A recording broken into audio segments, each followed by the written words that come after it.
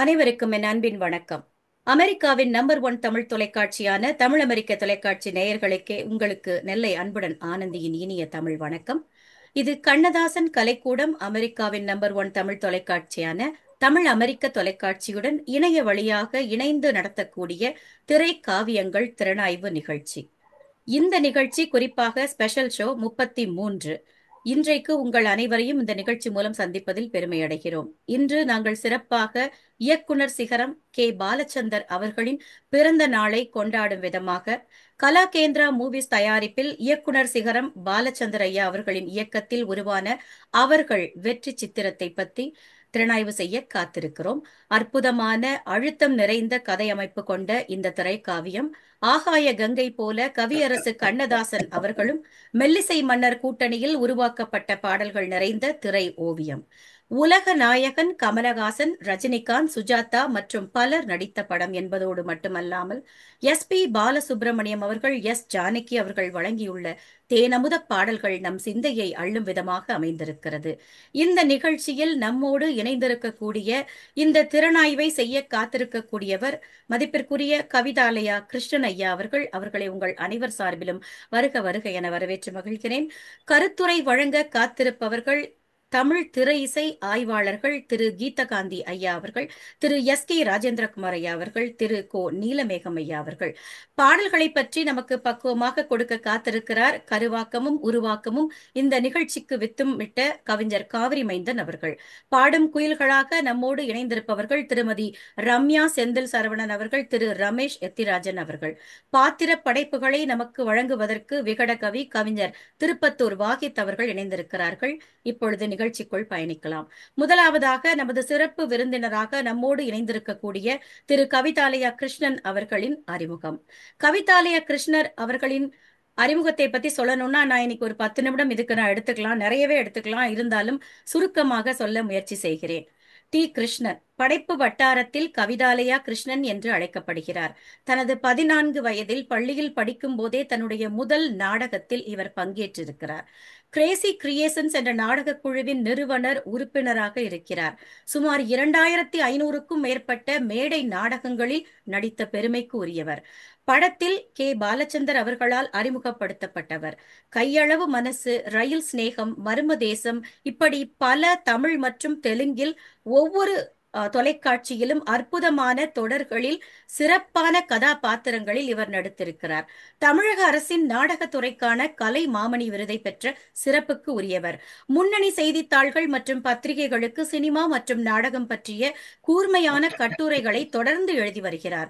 இவரது வழிகாட்டியும் குருவுமான திரு கே. பாலச்சந்தர் ஐயா அவர்களின் நினைவாக பல சபாக்கள், கலாச்சார அமைப்புகள் மற்றும் பள்ளிகளில் தனது சொந்த திறனில் இயக்குனர் சிகரம் பாலச்சந்தர் அவர்களின் விருதினை நிறுவியுள்ளார். கே. பாலச்சந்தர் அவர்களுடன் 30 ஆண்டுகளுக்கும் மேலாக நெருங்கிய உறவையும் அன்பையும் பகிர்ந்து கொண்டவர். அவர் இன்று நம்மோடு இணைந்திருப்பதில் நாம் பெருமை கொள்கிறோம். அவர் தோட்டக்கலை ஆர்வலர் மற்றும் விரிவான போன்சாய் சேகரிப்பை வைத்திருக்கக்கூடியவர். தற்பொழுது அவர் கவிதை தொகுப்பான டூடில்ஸ் ஆன் மை ஹார்ட் இந்த புத்தகத்தில் பணியாற்றிக் கொண்டிருக்கிறார். ஐயா அவர்களை அவர்கள் திரைப்படத்தின் திறனாய்வினை வழங்க அன்போடு அழைக்கிறோம். வாங்கய்யா. நமஸ்காரம்மா. வணக்கம். அவர்கள் பாலச்சந்தர் சார் ஒரு 100 படம் பண்ணியிருந்தாலும் அவர் க்ளோஸ் டு ஹிஸ் ஹார்ட் 5 படம் தான் இருந்துச்சு. ஒன்று வந்து அக்னி நட்சத்திரம், இன்னொன்று அவர்கள், இன்னொன்று வந்து அக்னி சாட்சி, அப்புறம் வந்து அக்னி சாட்சி, அவர்கள், அவளோட துறதை, 5 படம். மீது 2 ரொம்ப கஷ்டப்பட்ட படம் அவர்கள்னு சொல்லுவார் அவரு. ஏன்னாக்கா why it was difficult to make was to translate was அதுல வந்து Rajini was the villainous of all, most villainous Rajinikanth அந்த படத்துல பாப்பீங்க நீங்க. அதுக்கப்புறம் 20 வருஷம் ஆச்சு கல்கியில பிரகாஷ் ராஜ் பண்ணது. worst villain, baddest of the men அப்படின்னு தான் அந்த கேரக்டரை டெவலப் பண்ணாரு. அப்புறம் Kamal Haasan evolved as a hero only in this film. இதுக்கு முன்னாடி அவளோட துறையில பண்ணாலும் அவர்கள் தான் அவர் ஃபுல் ஃபிளெஜ் ஹீரோவா அறிமுகமானாரு. And Ravikumar was of course, actually Ravikumar was my schoolmate saint பீச்ல. ஸோ நான் இந்த ஷூட்டிங் போயிருக்கேன். எங்கள் வீட்டு பக்கத்தில் தான் நடக்கும் ஷூட்டிங், ஆர்ஆர் சபால நான் ஷூட்டிங் போயிருக்கேன். அங்கேயும் இங்க சாங் எல்லாம் பார்த்துருக்கேன் ஷூட்டிங் நடக்கும்போது. 1977 யோசிச்சு பாருங்களேன். 76, 77. Balachandran finest films. கண்ணா நலமம் ஒன்று, அக்னி சாட்சி ஒன்று, அவர்கள் ஒன்று, அவடர் துறவதை ஒன்று, மேபி 4 or 5 ஃபிலிம்ஸ் தான் ஒரு ஆல் டைம் கிரேட்ஸ் ஃபிலிம்ஸ். அதில் அவர்கள் டெஃபினட்டாக ஒரு ஆல் டைம் கிரேட் ஃபிலிம். இன்னும் 50 வருஷத்துக்கு அப்புறம் அவர்களை பற்றி பேசிட்டு போனோம். நம்ம கமல் சொல்லுவார, கமல் எப்பவுமே சொல்லுவாரு, most difficult film to make was அவர்கள்னு. அவரே சொல்லியிருந்தாருன்னா பாருங்களேன். அப்பேற்பட்ட கமல்ஹாசனே சொல்லுவார் என்கிட்ட, ரொம்ப கஷ்டப்பட்ட கிருஷ்ணா அப்படிம்பார். அதுக்கு மேல என்ன சொல்றது மேடம்? சாங்ஸ் எல்லாம் பிரில்லியன்ட் சாங்ஸ். எஸ்பிபியோட பெஸ்ட். அங்கும் இங்கும் சாங் எல்லாம் 60 ஷாட்டுக்கு மேல இருக்கும் அந்த சாங்ல. 60 ஷாட்ஸ் இருக்கும். ஒரு மோனாலிசா போட்டோல ரஜினி வருவாரு, அப்புறம் ரவிக்குமார் வருவாரு, அப்புறம் கமல் வருவாரு. Beautifully conceived song. சாங்ல ஒரு மாதிரி ஆர்டிஸ்ட் டைரக்டர் கிடையாதுமா சாங் ஃபில் பண்ணதுல. ஒரு கதையே சொல்லுவாரு. அங்கேயும் எங்க சாங்ல பாத்தீங்கன்னா ஃபுல் கதையே அந்த சாங்ல கன்வே ஆயிடும். The whole film is in that song. ஒரு சாங்ல. அதுக்கு மேல என்ன சொல்ல முடியும் சொல்லுங்க? உங்களுக்கு இந்த படத்தை பத்தி என்னென்ன அனுபவங்கள் இருந்ததுன்னு எங்க கூட பகிர்ந்துக்கோங்க. இந்த படத்துல உங்களுக்கு நீங்க சிறப்பா பார்த்த நிகழ்வுகள், இல்லைன்னா உங்களுக்கு வந்து எதை சிறப்பா நினைக்கிறீங்க இந்த படத்தை பத்தி எங்களுக்கு கூடுதலா சொல்ல கமல்ஹாசனோட ஆசைப்படுறீங்க. கமல்ஹாசன் கேரக்டர் வந்து ஒரு மோஸ்ட் டிஃபிகல்ட். ரொம்ப கன்சீவ் பண்ணது ரொம்ப கஷ்டம் அந்த கேரக்டரை. Rajinikanth character of course. Rajinikanth is Batman. Batman வந்து ஷேட்ஸ் கிரே இல்லாத ஷேட்ஸ் இருந்தா பண்ணிடலாம்.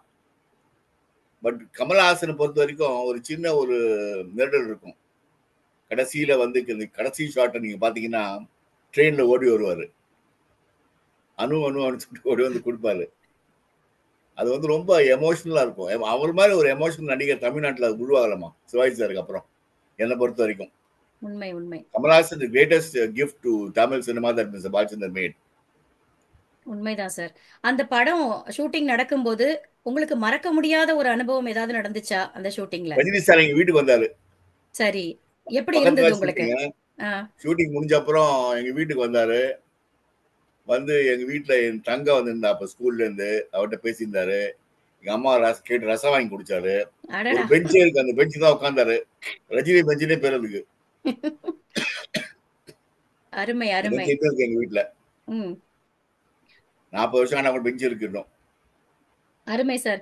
உங்களுக்கு வந்து கே பாலச்சந்தர் ஐயாவோட மறக்க முடியாத அனுபவங்கள் நிறைய இருக்கும். ஏன்னா நீங்க கிட்டத்தட்ட 30 வருடங்கள் அவரோட நெருக்கமா பழகினவர் அப்படிங்கிற உங்களுக்கு ஒரு விருது கூட அமைச்சிருக்கீங்கன்னு சொல்லி உங்களுடைய தன் குறிப்பு பத்தி நாங்க நேயர்களுக்கு சொல்லும்போது சொன்னோம். உங்களுக்கு பாலச்சந்தர் ஐயா கிட்ட என்ன ரொம்ப உங்களை கவர்ந்தது? எதை மிஸ் பண்றீங்க அவர் இப்ப அவர் இல்லாத இந்த டிசிப்ளின். தருணத்துல? அவர் டிசிப்ளின் வந்து அவர் சினிமா மேல வச்சிருந்த பாசம், love, the passion he had for cinema, anything creative. இன்னொரு விஷயம் அவர்கிட்ட நான் கத்துட்ட விஷயம், நான் இன்னும் ஃபாலோ பண்ற விஷயம், எங்கேயாவது அற்புதம் இருந்தா உடனே ஃபோன் பண்ணி பாராட்டுறது.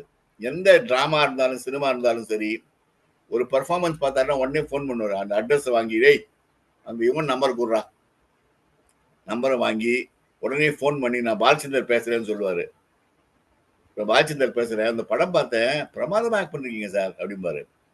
ஒரு வாட்டி மணிரத்ன சார் வீட்டுக்கு கூப்பிட்டாரு. ஒரு மணிரத்ன சார் ஏதோ ஒரு படம் ராவன் படம் பார்த்துட்டு மணி சார்ட்ட சொன்னார். நான் இருந்தேன் அப்போ. எனக்கு வந்து ஒரு 50 லட்ச ரூபா காசு கொடுத்துட்டு, ஒரு விக்ரம கொடுத்துட்டு, ஒரு ஐஸ்வர்யா கொடுத்துட்டு படம் எடுக்க சொன்னா நான் தற்கொலை பண்ணிட்டு பாரு. எனக்கு படம் எனக்கு தெரியாதுப்பா. நான் எப்படிப்பா எடுக்கிற நீ? எனக்கு 4 செவத்துக்குள்ள இருக்க சின்ன கதை சொல்ல தெரியும். இவ்வளவு பெருசா எக்ஸ்பான்சிவா ஒரு படம் எடுக்க தெரியாது எனக்கு. அதுக்கு அது தனி திறமை எனக்கு கிடையாது. இந்த திறமை நான் ஒத்துக்கிறேன் அப்படிம்பாரு. அவர் சொல்லுவார், நான் பொறாமப்படுற 2 டேரக்டர். ஒன்று வந்து ஒன்று வந்து ஏவிஎம் செட்டியாரு, இன்னொன்று எஸ் எஸ் வாசன். அவங்க மாதிரி படம் பண்ண முடியல எனக்கு அப்படிம்பாரு. இவரே ஒரு இயக்குனர் சிகரம். இவரு ஒருத்தங்களை பார்த்து பொறாமப்படுறாரு அப்படின்னா அவருக்கு தன்னடக்கம் தான் இந்த இடத்துல. இந்த அவர்கள் படம் வந்து நம்ம பாலச்சந்தர் ஐயா அவர்கள் எடுப்பதற்கான ஏதாவது ஒரு காரணம் இருந்ததா? அவர் ஏதாவது நெடுநாள் கனவா? இந்த படத்தை பத்தி இல்லம்மா சொல்லுங்களேன். அவரு அப்படி இல்ல. கமல்ஹாசன் ஹீரோ ஆக்கணுங்கிற ஆசை இருந்தது அவருக்கு. அப்ப சொல்லுவாரு. அப்ப அந்த காலகட்டத்தில் எனக்கு தெரியாது அவரை. சப்சிக்வெண்டா சொல்லுவாரு, கமல்ஹாசன் ஒரு ஃபுல் ஃபிளெஜ் ஹீரோவான மெட்டீரியல் அவனுக்கு இருக்குன்னு எனக்கு தோணுண்டா. அவனை எப்படியாவது ப்ரொஜெக்ட் பண்ணணும்னு தோணும். I was want waiting to give him a role. இது பர்ஃபெக்ட்டா அமைஞ்சதுன்னு. ரஜினிகாந்த் பேட்மேன் டிசைட் பண்ணிட்டாங்க முதல்ல எடுத்தோன்னே. பட் ரஜினி கமலை பொறுத்த வரைக்கும் நான் வந்து அவரை ஹீரோவா ப்ரொஜெக்ட் பண்ணணும்னு ஆசை எனக்கு. அதனால இந்த படத்துல அமைஞ்சது எனக்கு அது பெர்ஃபெக்டா ஒரு ரொமான்டிக் ஹீரோவா. கமல் சார் அவ்வளவு ஹார்ட் கொடுத்து நடிச்சிருப்பாரு இந்த படத்துல. ஆமா சார். இப்ப கூட எல்லாருக்கும் கண்ணு முன்னாடி அந்த காட்சிகள் தான் வருது. ஆமா ஆமா, கடைசியில அழ வச்சிருவாரு. உண்மை. நீங்க கமல் சார் கூட எப்படி பழக்கம்? உங்களுக்கு எப்படி பழக்கம் கமல் சார் சார் கூட? கமல் சார் வந்து என்னோட டிராமாக்கெல்லாம் வந்திருக்காரு. அப்புறம் நான் வந்து அவர் முதல் படத்துல இருந்து எல்லா படத்துலயும் இருக்கு. அவர் ப்ரொடியூஸ் பண்ண முதல் அவர்கிட்ட ஒரு வாட்டி வந்து சிந்து கோரி வந்தப்புறம் நான் இப்போ உத்தியோகத்தில் இருந்தேன், வேலையில் இருந்தேன். என்னை பார்த்தா நம்ப மாட்டீங்க, நான் உத்தியோகத்துக்கு தான் போயிருக்கேன். பிஎம்பிஏ மேடம், நான் பிஎம்பிஏ படிச்சு உத்தியோகத்துக்கு எல்லாம் போயிருக்கேன். சிந்து கோரி ரிலீஸ் ஆன பிறகு ஒரு 17 படம் வந்தது. அப்ப கமல் சார் நான் இன்டர்வியூ பண்ணிருக்கேன். இது ஹாலிடேல யூத் ப்ரோக்ராம் இருக்கும். அப்ப கமல் சாரையும் விது பாலாவே இன்டர்வியூ பண்ணிருக்கேன் நான். அருமை சார். வளர்ந்து வரும் நடிகர்கள் அப்படின்னு ஒரு இன்டர்வியூ. சிறப்பு சிறப்பு. அப்போ வந்து கமல் சார் இன்டர்வியூ பண்ணும்போது என்கிட்ட சொல்லுவாரு, செட்டில் ஆனா ஒரு ஃபியட் காரு பேங்க்ல 1 lakh இருந்தா செட்டில் ஆயிடலாம்டா லைஃப்ல அப்படிம்பாரு. அதை சீரியஸா எடுத்துட்டு சித்துபுரி ரிலீஸ் ஆனப்பறம் எனக்கு ஒரு 18 படம் வந்தது. நான் கணக்கு போட்டு பார்த்தேன். ஒரு படத்தை 5000 வச்சுட்டா கூட 90,000 ருபீஸ் வரும். ஃபியட் கார் வாங்கிடலாம், செட்டில் ஆயிடலாம்னு நினைச்சேன். பாதி செட்டில் ஆகலாம் நினைச்சேன். அப்பெல்லாம் ஃபியட் கார் 40,000 தான் வேலை புதுசு. கமல் சார்ட்ட போய் கொடுத்தேன், லிஸ்ட் கொடுத்தேன். சார் இது மாதிரி படம் வந்து கீச் போடுங்க முதல்ல அப்படின்னு. சார் என்ன சார் சொல்றீங்க, கீச் போட சொல்றீங்க, நீங்க சொன்னீங்களே அது அப்ப கிருஷ்ணா. இப்ப ஃபியட் கார் 1 lakh எல்லாம் போறாது. இப்போ உனக்கு வேணும்னா ஒரு 50 லட்ச ரூபா வேணும் செட்டில் ஆகிறதுக்கு. ஃபியட் கார் வேலை 1.5 லட்ச ரூபா ஆயிடுச்சு. நீ அதெல்லாம் செட்டில் ஆக முடியாது. தயவுசெய்து கீச் போடுங்க. இது வந்து யாரும் எந்த வேஷமும் கொடுக்க மாட்டாங்க. சினிமால வந்து வேஷத்துக்கு இந்த மரியாதை தான் கொடுப்பாங்க. நீ உத்தியோகத்தில் இருக்கீங்க, ஒழுங்கா வேலைக்கு போங்க. அங்க ஒரு 100 பேர் உங்க கீழே வேலை செய்யறாங்க, அவங்க செல்ட் அடிக்கிறாங்க. அதெல்லாம் கிடையாது சினிமால. நீங்க ஃபர்ஸ்ட் கிளாஸ் டிராவல் பண்றீங்க, அதெல்லாம் சினிமால கிடையாது. உங்களுக்கு செகண்ட் கிளாஸ் தான் போடுவாங்க, நான் ஏசி ரூம்ல தான் போடுவாங்க. நீங்க எல்லாம் அனுபவிக்க முடியாது. உங்களுக்கு பெரிய இடத்து பையன் நீங்க, உங்களால இந்த கஷ்டங்கள்லாம் முன்னுக்கு இதெல்லாம் மீறி தான் முன்னுக்கு வரணும். சினிமால வந்து முன்னுக்கு வரணும்னா உங்களுக்கு பின்னாடி இருக்கிற எல்லா பிரிட்ஜையும் உடைச்சிடும். ஆத்துல ஒரு கால் சேர்த்து ஒரு கால் வேலை செய்யாது கண்டிப்பா சினிமால. கண்டிப்பா. You have to burn all your bridges and come and try and claw your way to the. Sivaji sir அப்படிதான் வந்தாரு, எம்ஜிஆர் அப்படிதான் வந்தாங்க, நான் அப்படிதான் வந்தேன், ரஜினி அப்படிதான் வந்தாரு. நானும் வசதி உள்ள பையன் தான்ப்பா, நான் எல்லாத்தையும் விட்டுட்டு தான் வந்தேன் அப்படிம்பாரு. அந்த விட்டுட்டு போற பக்குவம் எனக்கு கிடையாதும்பாரு. அப்ப விடல. அப்பவே ப்ரிடிக்ட் பண்ணாரு. அஷ்டாவதானே வந்தாரு. டெலிவிஷன் வரும் 95ல 90s டெலிவிஷன் பெருசான பிறகு நீங்க கரெக்டா இருப்பீங்க அப்படின்னு சொன்னாரு.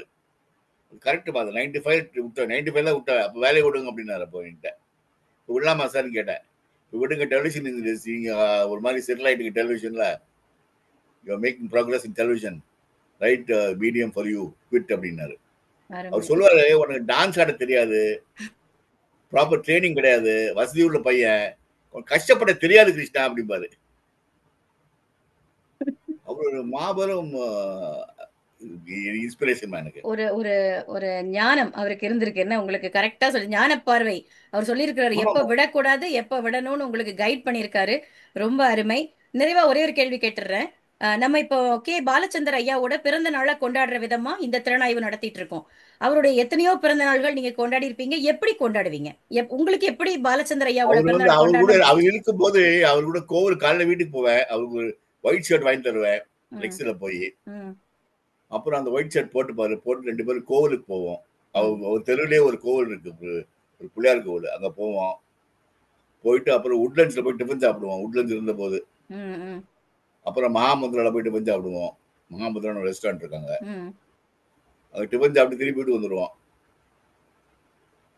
இனிமேல் அவருக்கு ஏதாவது ப்ரோக்ராம் இருக்கும், யாராவது பாராட்ட வேலை நடத்துவாங்க, அது கூட போவேன், வேடிக்கை பார்ப்பேன், ஆடு வாயப்படுந்து. பெருசா ஒண்ணு அவரு ஸ்பெசிபிக்கா கொண்டாட மாட்டாரு. ஆனா அவரை போய் சந்திச்சிருவீங்க, நீங்க கட்டாயமா அவரை போய் சந்திச்சிருவீங்க. எவ்ரி மார்னிங் சந்திப்பா அவரை. அருமை சார், அருமை சார். வீட்டுக்கு வருவாங்க, நிறைய கெஸ்ட் வருவாங்க, விஷ் பண்றது வர எல்லாத்தையும் ரிசீவ் பண்ணுவாரு. அவர் டேபிள் மேல ஒரு ட்ரை ஃப்ரூட்ஸ் வச்சுக்கிற டேபிள் ஒரு தட்டு இருக்கும், அதுல இருந்து நல்லா வந்து எல்லாத்தையும் பருப்பு பாதாம் எல்லாம். அடடடா.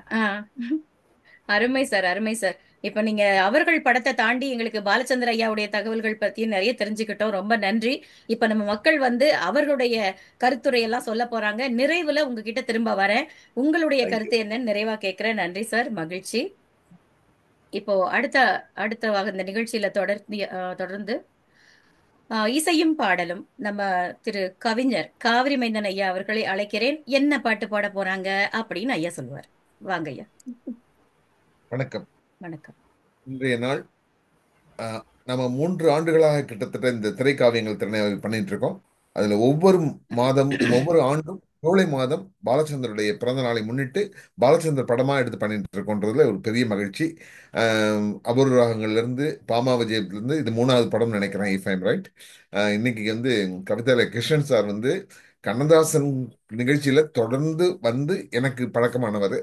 ஸோ கண்ணதாசன் மூலமாக கிடைத்த ஒரு அருமையான நண்பர் நான் அவரை நினைக்கிறேன். அவர் இந்த நிகழ்ச்சியில கலந்துக்கிறதுக்கு முதல்ல நன்றி சொல்லிக்கிட்டு பாடலுக்கு செல்லலாம். அங்கும் இங்கும் பாதை உண்டு, இதில் நீ எந்த பக்கம். இந்த பாட்டுல பாருங்க, அது ஒரு பொன்மாலை பொழுது சென்னை பல்கலைக்கழக வளாகத்தில் உள்ள அரங்கில் இனிய இசை நிகழ்ச்சி ஏற்பாடாகி இருந்தது. மெல்லிசை மன்னர் எம்.எஸ். சுசான் குழுவினரோடு பாடும் நிலா பாலு உட்பட கச்சேரி களை கட்டிய நேரம். நிகழ்ச்சிக்கு சிறப்பு விருந்தினராக கவியரசு கண்ணதாசனும் இயக்குனர் சிகரம் கே. பாலச்சந்தரும் கலந்து கொள்கிறார்கள்.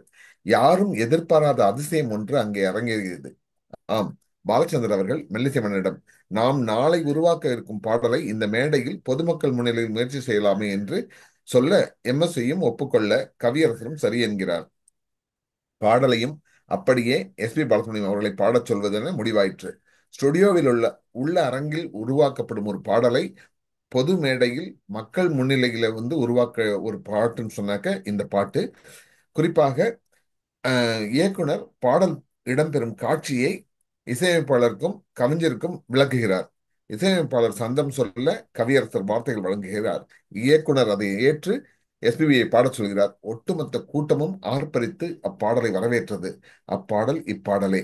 நாயகி 3 நாயகர்கள். எந்த நாயகனுடன் அவள் மீண்டும் வாழப் போகிறாள் என்னும் கேள்வி இங்கே பல்லவியாக, ஒவ்வொரு சரணமும் கதையை நமக்கு கவிதையாய் சொல்வது போல் பாடல் அமைந்திட இனிய கானம் விளைந்தது. கண்ணதாசன், விஸ்வநாதன், பாலச்சந்தர், எஸ்பிபி கூட்டணியில் காலத்தை வென்று நிற்கும் பாடல் பிறந்தது. வாங்க ரமேஷ். அனைவருக்கும் வணக்கம். நான் பேசுறது கேக்குதுங்களா? கேக்குது சார், வணக்கம். பாடு. அங்கும் இங்கும் பாதை உண்டு, இன்று நீ எந்த பக்கம்.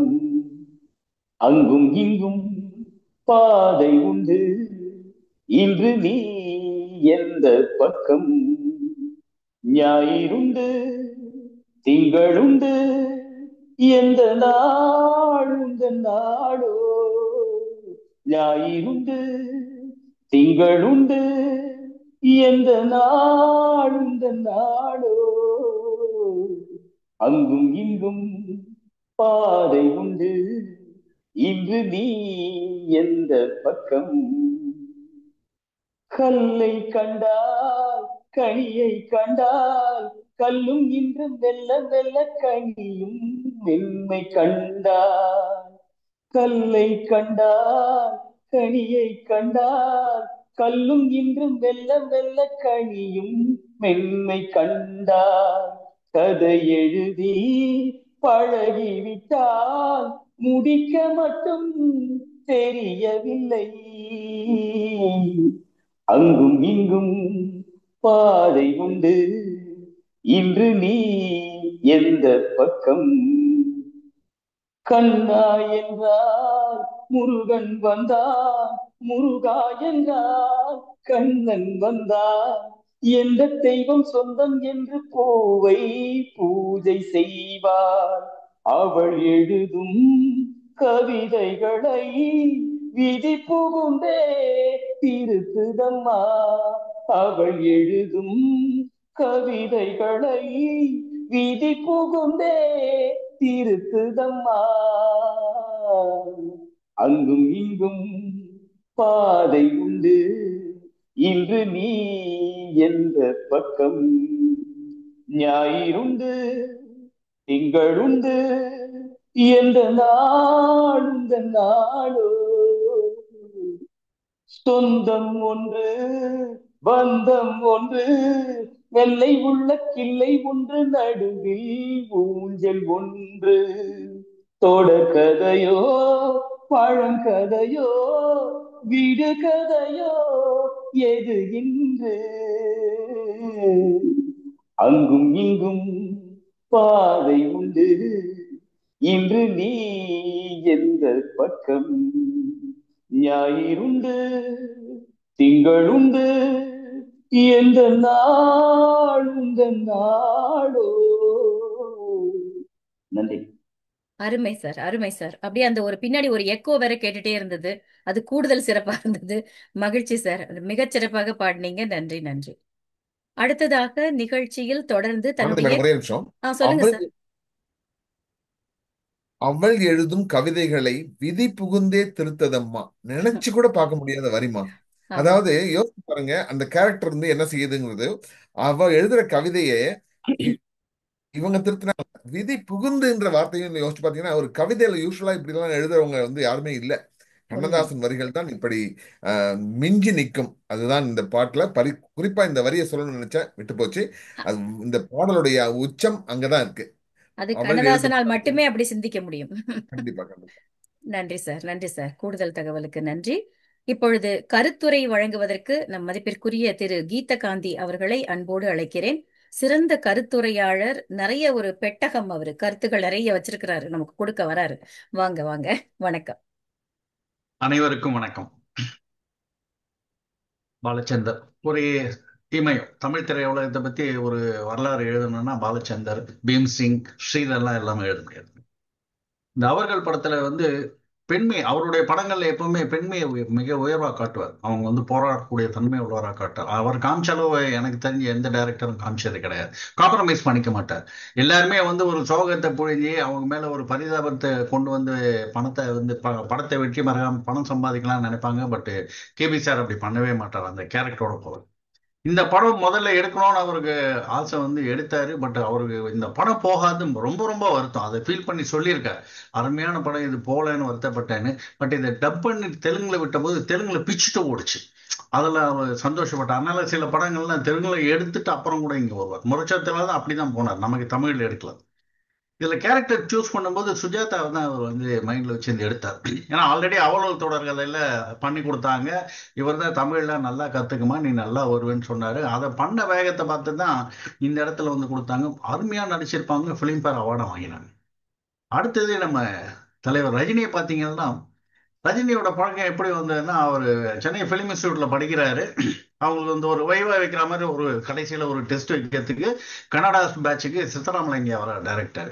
தமிழுக்கு பாலச்சந்தர் சார் போயிருக்காரு. ஸோ இது சித்தராமலிங்க முடிச்சுட்டு எல்லாம் சொன்னாரு, உன்னாண்ட ஒரு நல்லா இருக்கு, நீ என்ன பாரு, உனக்கு சான்ஸ் கொடுக்குறேங்கிறார். இதுக்குள்ள அந்த காலேஜோட பிரின்சிபால் ராஜாராம் தாஸ் ஓடி வந்து, கேபி சார் வர்றாரு, தமிழ் பேட்ச் கன்னடா பேட்ச் ரெண்டு பேருக்குமே சேர்ந்து ஒரு பேட்டி கொடுக்குறேங்கிறாரு. நீங்க கேள்வி கேட்கணும்னா ஷார்ட்டா கேளுங்க அப்படிங்கிறார். கேபி சார் வந்தோம் எல்லாம் பேசும்போது ரஜினி எழுதி ஒரு கேள்வி கேட்கிறார். அவருடைய ஸ்டைல், அவர் எப்பவுமே ரஜினி இது வந்து ரொம்ப ஸ்பீடா இருக்கும். படு வேகம் பேசுறது, செயல்பாடுகள் எல்லாமே வந்து ரொம்ப வேகமா இருக்கும். அவர் என்ன கேட்கிறாரு, இங்கிலீஷ்ல தான் கேட்கிறாரு. அவரு ஒரு நடிகனிடம் அவனுடைய நடிப்பை தவிர வேற என்னதான் நீங்க எதிர்பார்க்கறீங்க அப்படின்னு கேட்கிறாரு. அப்போ இங்கிலீஷும் அறகுறை தான். சூப்பர் ஸ்டார் கேட்டது ரஜினிக்கு கேபி சாருக்கு முதல்ல புரியல. என்னப்பா சொன்ன, திருப்பி சொல்றேன்னாரு.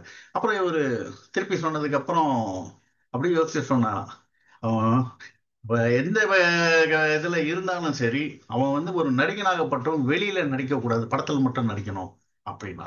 அப்புறம் எல்லாம் முடிஞ்சு வெளியே போறாங்க. ரஜினி கிட்ட இருந்து ஓடி வந்து, உன்னை வந்து பாலச்சந்தர் சார் பார்க்கணுங்கிறாருன்னா என்னை வந்து ஆபீஸ்ல பாருங்கிறாரு. இவர் ஆபீஸ்ல போறாரு. ஆபீஸ்ல அவர் கேட்கிற கேள்விக்கெல்லாம் பதில் சொல்ற பயம், பெரிய டைரக்டரான போய் நிக்கிறமேட்டுன்னு. அப்புறம் உனக்கு தமிழ் தெரியுமா, கொஞ்சம் கொஞ்சம் தெரியுங்கிறாரு. கன்னடத்துல தெரியும், நீ நடிச்சு காட்டுங்கிறாரு. பார்த்துட்டு, உன்னால ஒரு வேகம் இருக்கு, நல்ல ஸ்டைல் இருக்கு, நீ வந்து தமிழை நல்லா கத்துக்கோ, கத்துக்கினா உன்னை ஒரு பெரிய லெவல்ல நான் வந்து தமிழ்ல கொண்டு போறேன். இப்போ ஒரு நான் படம் பண்ண ஒரு சின்ன கேரக்டர் கொடுக்குறேன் அபூர்வ ராகங்கள்ன்ற ஒரு படத்துல, பட் பவர்ஃபுல்லான கேரக்டர், அதை அமைதியா பண்ணி கொடு. அதுக்கப்புறம் இன்னொரு படம் ஒன்று தரேன், அதுக்கப்புறம் ஒரு படம் எடுக்க போறோம், அதுல ஒரு வெயிட்டான கேரக்டர் கொடுக்குறேன், உன் பேர் அதை சொல்லும் அப்படி. அந்த படம் தான் அவர்கள். அப்படிதான் வந்து இந்த இடத்துல வந்தாரு. சரி, கமல் எப்படி உள்ள நுழையிறாரு? கமல் வந்து ஜெமினி கணேசனுக்கு ரொம்ப செல்லப்பிள்ளை. களத்தூர் கண்ணம்மாவுல இருந்து குழந்தையா வந்தவர், எனக்கு தத்து பிள்ளடா நீன்னு ஜெமினி. ஸோ அவர் என்ன பண்றாரு, கேபி கிட்ட போய் ஒரு நாள் சொல்றாரு, கமல் பல விதமா போராடிட்டு இருக்காரு, டான்ஸ் மாஸ்டர், உதவி டைரக்ஷன், அது இதெல்லாம். ஸோ இவர் போயிட்டு இவங்க அண்ணாச்சின்னு தான் பேசிப்பாங்க, அண்ணாச்சி இது மாதிரி நம்ம பையன் ஒருத்தன் இருக்கான், ரொம்ப நல்லா பண்ணுவான் அப்படின்னு சொல்லி பூவா தலையா ஷூட்டிங் போது கமலை கொண்டு போய் கேபி சார் கிட்ட இன்ட்ரடியூஸ் பண்றாரு. பையன் ரொம்ப சின்ன பையனா இருக்கானே, விடலையாவும் இல்லை இளைஞனாவும் இல்லையா, ரெண்டும் கட்டானா இருக்கிறானே அப்படின்னாரு. டக்குனு கமல் சொன்னாராம், அந்த ரெண்டும் கட்டான ஒரு கேரக்டரை கிரியேட் பண்ணி அவனை கொடுங்க சார்னதும் கேவி சார் அப்படி ஒரு பார்வை பார்த்தாராம். உனக்கு என்ன, அவனுக்கு முதிர்ச்சி ஒண்ணு அவ்வளவுதானே என்னாச்சு, இப்படி கொடுங்க உங்க கண்ணாடியை கட்டி இவர் போட்டாராம். ஓ அண்ணாச்சி, நீ கண்ணாடி கட்டி போட்டேன்னா எனக்கு அவன் நிக்கிறதே தெரியாது, முதல்ல கூடு போயாதேன்ட்டு நான் அப்புறம் கண்ணாடி வாங்கி கேபி சார் மாட்டிட்டு நீ வந்து பாரு உனக்கு தரேன்னாரு. இந்த ஞாபகமா வச்சிருந்து கமலை கொண்டு வந்து கமலோட நடிப்பு திறமையை உணர்ந்து அவனை பெரியவன் ஆக்கணும், பெரிய லெவல்ல கொண்டு போனோன்னு சாதிச்சாங்க ரெண்டு பேரும். எங்கேயோ போனார். அந்த மாதிரியான Kamal direction. Ravikumar by nature அந்த நேரத்துல வந்து ஒரு கேரக்டர் வேணும் போது செலக்ட் ஆனாரு. அவரு இதெல்லாம் தான் அறிமுகம் அவருக்கு. இதுக்கப்புறம் பாத்தீங்கன்னா ஷூட்டிங் நடக்குது. அவர்கள் ஷூட்டிங் நடக்கும்போது ரஜினிக்கு டயலாக் இடிக்குது. அவருக்கு அந்த தமிழ் கொஞ்சம் வேகம்லாம் பரவாயில்லும் போது கேபி சார் கோவம் எல்லாருக்கும் தெரியும், கிருஷ்ண சாருக்கு நிறைய தெரியும். பயங்கர கடுப்பாய், என்ன டயலாக் சொல்ற, ஒன்னும் சொல்றதுக்கு தெரியல, இவன் வேணாயா, இவன் கேரக்டர் இவனுக்காக நான் வந்து ராமநாதன் கேரக்டர் எல்லாம் மாத்த முடியாது, பேசாம ஜெய கணேஷை கூட்டுவாங்க, அவன் எல்லா டயலாகும் நல்லா சொல்லுவான் அப்படின்றதும் ரஜினி விளைவெடுத்து போயிட்டாரு. என்னடா இது இப்படி மாட்டிட்டமே அப்படின்ட்டு. அப்புறம் கமல் அவரை வெளியே தள்ளிட்டு வந்தாராம். வெளியே தட்டு ரஜினி, அப்படிதான் டைரக்டர் சார் சொல்லுவாரு, நீ அதெல்லாம் கண்டு பயப்படாதீங்க, ஜெய் கணேஷ் நல்லா டயலாக் பண்ணுவாரு, ஆனா உங்ககிட்ட அவர் எதிர்பார்க்கிற நடிப்பு இருக்குங்கிறதாலதான் டைரக்டர் சார் உங்களை புக் பண்ணிருக்காரு இந்த கேரக்டருக்கு, நீங்க தைரியமா பண்ணுங்க அப்படின்னாராம். ஆக்சுவலி கமலை பார்த்து நிறையவே கத்துக்கினார் ரஜினி, அதுதான் உண்மை. இந்த இடத்துலயும் அவர் என்ன பண்ணுவார், அவருடைய ஷூட் முடிஞ்சா கூட கமல் ஆக்ட் பண்ணும்போது எப்படி பண்றாருன்னு பார்த்து வச்சுட்டு அதெல்லாம் பண்ணுவாராம். உங்களுடைய ஸ்டைல்லாம் பிரமாதமா இருக்கு அப்படின்னு தான், அதை தான் பாலச்சந்தர் சார் சொல்லியிருக்காரு, உன் ஸ்டைலையும் அந்த ஸ்பீடையும் விடாதேன்னு சொல்லியிருக்காரு அப்படின்ட்டு. அப்படி வந்து அவர் பெரிய லெவலுக்கு போனார். கமல் கிட்ட இருந்து நான் கத்துக்கினேன் அப்படின்னு சொல்லுவாரு. அந்த மாதிரியான ஒரு இது. அதுக்கப்புறம் இதுல இன்னொரு கேரக்டர், அதாவது மறக்க முடியாத ஒரு கேரக்டர் வந்து நம்ம அந்த லீலாவதி அம்மா. அதுக்கு முன்னே இதுல வந்து வெட்ராக்லெஸ்ன்னு ஒன்று பண்ணிருப்பாங்க, ஒரு 2 நிமிஷம் ஒரு நிமிஷம் முடிச்சிடறேன். கமலுக்கு வந்து ஒரு அருமையான கேரக்டர், கிருஷ்ண சார் ரொம்ப கரெக்டா சொன்னார். ஒரு காதல சொல்ல முடியாம தவிக்கிற கேரக்டர் எப்படி சொல்லலாம்னு சொல்லிட்டு ஒரு பொம்மையை வச்சு சொல்லுவார், ஜூனியர்னு பேர் வச்சு, இவருக்கு ஜானின்னு பேரு, அவர் ஜூனியர்னு வச்சு அது வழியா அவர் பாடலாம் கொடுத்து அவர் வந்து சுஜாதா மேல இருக்க காதல சொல்லுவார். அதுக்கு பேர் வெட்ராக்லசம்னு பேரு. அது முதல்ல தமிழ்ல இருமலர்கள் படத்துல வந்து சின்னதா ஒரு பாட்டு, மகாராஜா ஒரு மகாராணின்னு வரும், சோபா சந்திரசேகர் விஜயோட அம்மா தான் பாடியிருப்பாங்க. அதுதான் ஃபர்ஸ்ட் இன்ட்ரடக்ஷன். அதுக்கப்புறம் இவர் அதை பண்ணணும், எப்பவுமே கேவி சார் வந்து புதுசா உள்ள கொண்டு வரும்போது இதை பண்ணணும்னு சொல்லிட்டு, இதுல யார் விஷயம் தெரியும் அப்படின்னு சொல்லிட்டு உடனே ஏவிஎம் முருகன் இருக்காரு பாருங்க, செட்டியாரோட பெரிய பையன், அவருக்கு இதுல வந்து ஞானம் உண்டு நல்லா தெரியும், முருகன் கிட்ட கமலை அனுப்பி அதை கத்துக்க சொல்லி அதுக்கப்புறம் வந்து கமல் அதை பிரமாதமா பண்ணியிருப்பார். அந்த மாதிரி ஒரு ஒரு இது அது. இந்த லீலாவதி கேரக்டரை பொறுத்த வரைக்கும் அதுதான் படத்தோட அச்சாணி மேடம். எல்லா, அதாவது மாமியார்கள் ஒரு கெட்டவர்கள் துன்புறுத்துவார்கள் என்ற ஒரு பிரமையை உடைத்து வணங்கத்தக்க மாமியார்கள் பல பேர் இருக்கிறார்கள் அழுத்தம் திருத்தமா சொன்ன ஒரே ஆள் கே பாலச்சந்தர் தான், வேற யாருமே சொல்லல. அந்த கேரக்டரை அப்படி படைச்சிருப்பாரு, அருமையா பண்ணியிருப்பாங்க. படம் வந்து போகோன்னு இல்லைன்னா கூட இன்னைக்கும் நாம பார்க்கும், போன வாரம் போட்டாங்க சாரோட பர்த்டேங்கிறதால 2 சேனல்ல போட்டாங்க, 2 நாளும் பார்த்தேன். அப்படிப்பட்ட ஒரு சிறந்த படம். பல தகவல் இருந்தாலும் நேரக்காப்பு. வணக்கம். அருமை சார், அருமை சார். அந்த கொடுக்கப்பட்ட 5 நிமிடங்களில் அற்புதமான தகவல் நிறைய சொல்லியிருக்கீங்க. இந்த படம் எடுக்கும் பொழுது உள்ள சூழல் என்ன, அது வெற்றி படமாக நம்ம மனசுல இன்னைக்கும் நம்ம இத்தனை வருடங்கள் கழித்தும் நம்ம பேசிட்டு இருக்கோம், அதையும் எடுத்து சொல்லிட்டு ஒரு முக்கியமான ஒரு விடயம் எடுத்து சொல்லியிருக்கீங்க. கமலுக்கும் ரஜினிக்கும் உள்ள அந்த நட்புறவு, வெளியே இருக்க ரசிகர்கள் தான் தேவையில்லாம அடிச்சுக்கிறாங்க, உள்ளுக்குள்ள அவரவர்கள் நட்புணர்வோடு நல்லா தான் இருக்கிறாங்க. இவங்க தான் தேவையில்லாம என் தலைவன் உன் தலைவன் அடிச்சுட்டு சாகுறது. ஆனா ரொம்ப அழகா இதெல்லாம் கவலைப்படாதீங்க, கமல் நினைச்சிருந்தா நான் இவன் நமக்கு எதிரா வந்துட போறான், ஸ்டைலா உயரமா இதுவா இருக்கான், இவன் அப்படியே தள்ளி விட்டுட்டு ஜெயகணேசே வரட்டும்னு இருந்திருக்கலாம். ஆனா அதெல்லாம் ஒண்ணு கவலைப்படாதீங்க, உங்களால முடியும்னு அந்த இடத்துல எடுத்து சொன்ன விதம், அந்த பாடல் நீங்க சொன்னது நான் ரொம்ப ரசிக்கிற அந்த பாடல். அது அப்படியே இன்னைக்கு கூட பார்த்தா அந்த முக பாவங்கள் கமல மாதிரி யாரால யாராலையும் பண்ணவே முடியாது. வேற யாரை போட்டிருந்தாலும் அந்த இடத்துல சரியா வந்திருக்காது. நிறைய தகவல்கள், கூடுதல் தகவல்கள் சொன்ன உங்களுக்கு என்னுடைய நெஞ்சார்ந்த நன்றியும் வணக்கமும் சார். மகிழ்ச்சி. அடுத்ததாக இசையும் பாடலும் தொடர்கிறது. மீண்டும் கவிஞர் காவிரி மைந்தன் அவர்கள். மேடம், ரம்யா லைன்ல இருக்காங்களா பாத்துங்க. எனக்கு எப்படி அவங்க வந்து ரம்யா இல்ல இல்ல இயக்குனர் கே பாலச்சந்தர் நம்ம பள்ளிக்கூடம் கல்லூரிகளில் படிச்சுட்டு வரும்போது ஒரு ஆம், முரண்பாட்டுக்குரிய ஒரு நபராக நமக்கு அறிமுகப்படுத்தப்பட்டவர் தான் சொல்லணும். அப்படி வந்து அவருடைய பாடல்கள்ல படங்கள்ல வந்து ஒரு பெரிய சமுதாய ஒரு என்ன சொல்றது ஒரு கான்ட்ரவர்சி இருக்கும். அந்த கான்ட்ரவர்சி இல்லாம பாலச்சந்தர் படங்கள் வந்ததே இல்ல. ஒரு சில படங்கள் பாமா விஜய மாதிரி படங்கள் அது வந்து காமெடி கலந்து சில சப்ஜெக்ட் ஓரியன்டா போயிருப்பாங்க. மற்றபடியா நிறைய படங்கள்ல வந்து அந்த கான்ட்ரவர்சி ஒரு மேஜர் ரோல் பண்ணும். அரங்கேற்றத்துல ஆரம்பிச்சு அது நிறைய விஷயங்கள் போயிருக்கு. இந்த படத்துல பாத்தீங்கன்னா முக்கோண காதல் மாதிரியும் இல்ல, 3 ஆண்கள் சம்பந்தப்பட்ட ஒரு பெண் அப்படின்ற கதையை எடுத்து பேசுறதுக்கும் அதான் கவிதாலய கிருஷ்ணன் கூட சொன்னார், இந்த படம் பண்றதுக்கு ரொம்ப கஷ்டப்பட்டேன்னு பாலச்சந்தரே சொல்லியிருக்காரு, கமலஹாசன் சொல்லியிருக்காரு சொன்னாக்க தட் இஸ் அ திங். இயக்குனர் கே பாலச்சந்தர் இயக்கத்தில் உருவான அவர்கள் திரைப்படத்தில் கதையின் நாயகியின் முக்கோண சூழல். அங்கே குழல் வழியே காதலன் தன்னை ஈர்க்கிறான், அவளோ தன் கதையை அங்கே பாடலிலே மொழிபெயர்க்கிறாள். வரி வரியாய் வாசித்து பார்த்தாலே அவள் உள்ளத்திலே தோன்றியுள்ள உணர்வலைகள் ஒவ்வொன்றாய் கண் சிமிட்டும். கவியரசர் தன் திறத்தால் வார்த்தைகளிட்டு கதையை மட்டுமின்றி நாயகியின் மனதையும் திறந்து காட்டும். அவரின் கைவண்ணம் யாருக்கு வரும்? மெல்லிசை மன்னரின் இசையில் இந்த கானம் ஏதோ நம்மையும் தாளாட்ட வருகின்றது. எஸ் ஜானகியின் குரலில் ஒரு ரகசிய கங்கை பாய்ந்து வர இயக்குனர் விரித்த வலையில் நாம் சிக்கிவிடுவது மட்டும் சத்தியமாய் நடந்து விடுகிறது. இதோ ரம்யா அவர்கள். அனைவருக்கும் வணக்கம். வணக்கம்.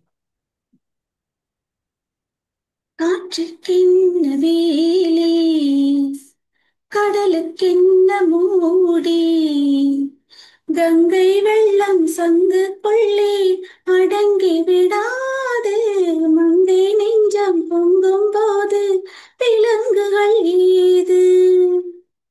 காற்றுக்கென்ன வேலி, கடலுக்கென்ன மூடி, கங்கை வெள்ளம் சங்கு கொள்ளி அடங்கி விடாது, மங்கை உள்ளம் பொங்கும் போது விலங்குகள் ஏது. நான் வானிலே மேகமாய் பாடுவேன் பாடல் ஒன்று, நான் பூமியில் தோகை போல் ஆடுவேன் ஆடல் ஒன்று. கன்று குட்டி துள்ளும் போது காலில் என்ன கட்டுப்பாடு, காலம் என்னை வாழ்த்தும் போது ஆசைக்கென்ன தட்டுப்பாடு. காற்றுக்கென்ன வேலி, கடலுக்கென்ன மூடி, கங்கை வெள்ளம் சங்கு கொள்ளி அடங்கி விடாது, மங்கை நெஞ்சம் பொங்கும் போது விலங்குகள் ஏது. தேர் கொண்டு வா தென்றலே, இன்று நான் என்னை கண்டேன். சீர் கொண்டு வா சொந்தமே, இன்று நான் பெண்மை கொண்டேன். பிள்ளை பெற்ற பிள்ளையானேன், பேசி பேசி பிள்ளையானேன். கோவில் விட்டு கோவில் போவேன், குற்றம் என்ன ஏற்றுக்கொள்வேன். காற்றுக்கென்ன வேலி, கடலுக்கென்ன மூடி, கங்கை வெள்ளம் சங்கு கொள்ளி அடங்கி விடாது, மங்கை நெஞ்சம் பொங்கும் போது விலங்குகள் ஏது. நன்றி. மிகச் சிறப்பு. அப்படியே ஒரு மென்மையான குரல்ல தாலாட்டுற மாதிரி இருந்தது. இதமாக ஒரு மயிலிறகை வைத்து வருடுவது போல முதன்முறையாக நம்மோடு இணைந்திருக்கிறீர்கள். ரொம்ப அழகான குரல். வாழ்த்துக்கள்மா, தொடரட்டும் உங்களுடைய நன்றி இசைப்பணி. நன்றி. நன்றிம்மா, மகிழ்ச்சி. அடுத்ததாக நிகழ்வில் தொடர்ந்து கருத்துரை வழங்குவதற்கு திரு எஸ்.கே. ராஜேந்திரகுமார் அவர்களை அன்போடு அழைக்கிறோம். அனைவருக்கும் வணக்கம். வணக்கம் சார். அந்த வெறிக்கோலிஸ்ட பத்தி சொல்லிட்டாரு.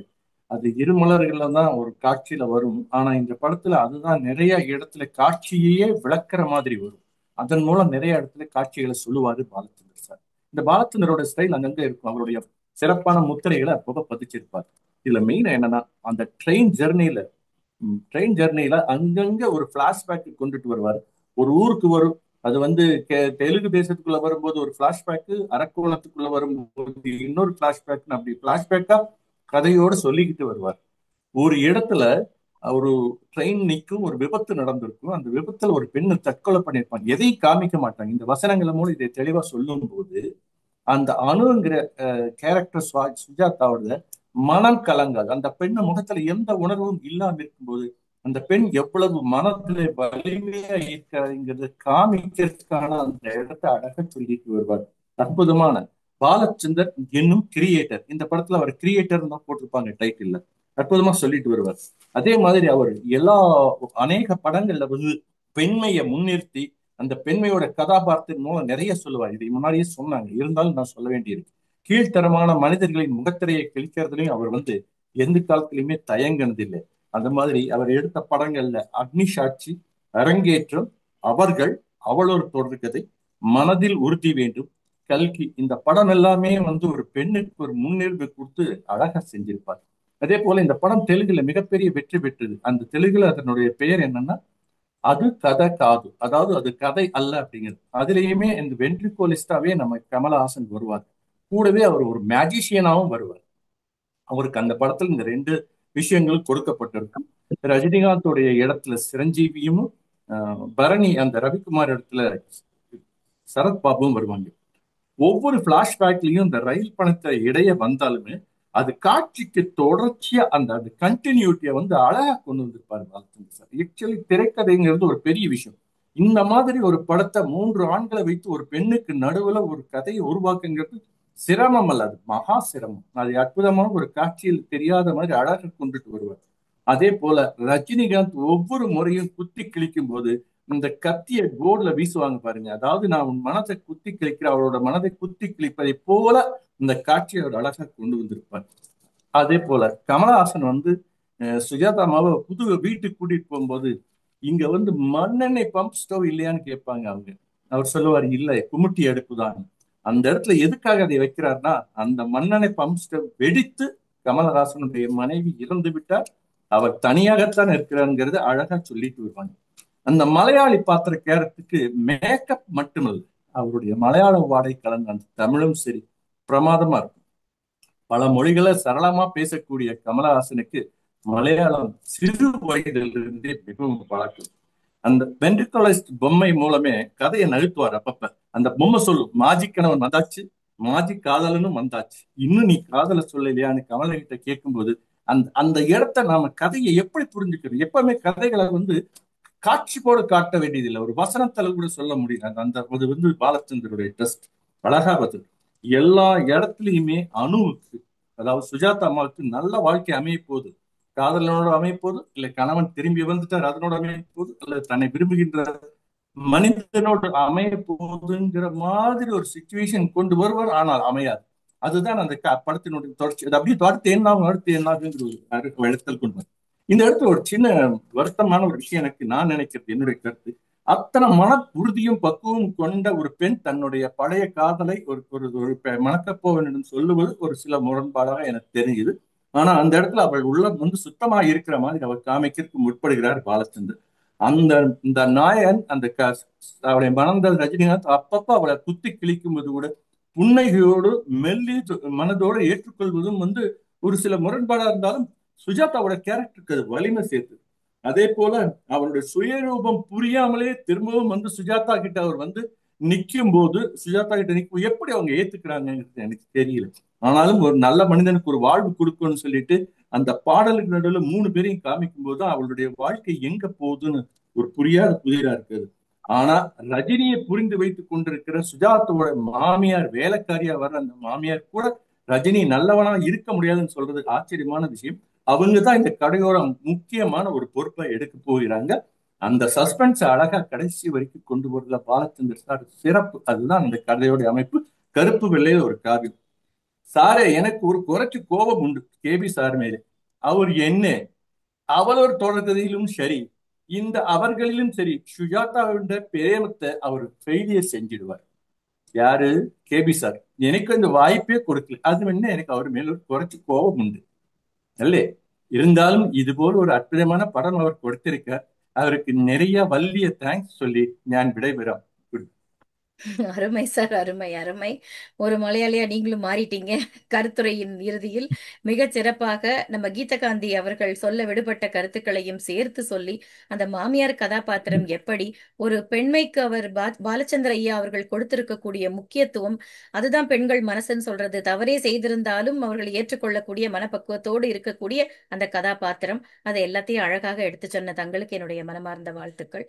நன்றிங்க சார், சிறப்பு. அடுத்ததாக இசையும் பாடலும் தொடர்கிறது. கவிஞர் காவிரி மைந்தன் அவர்கள்.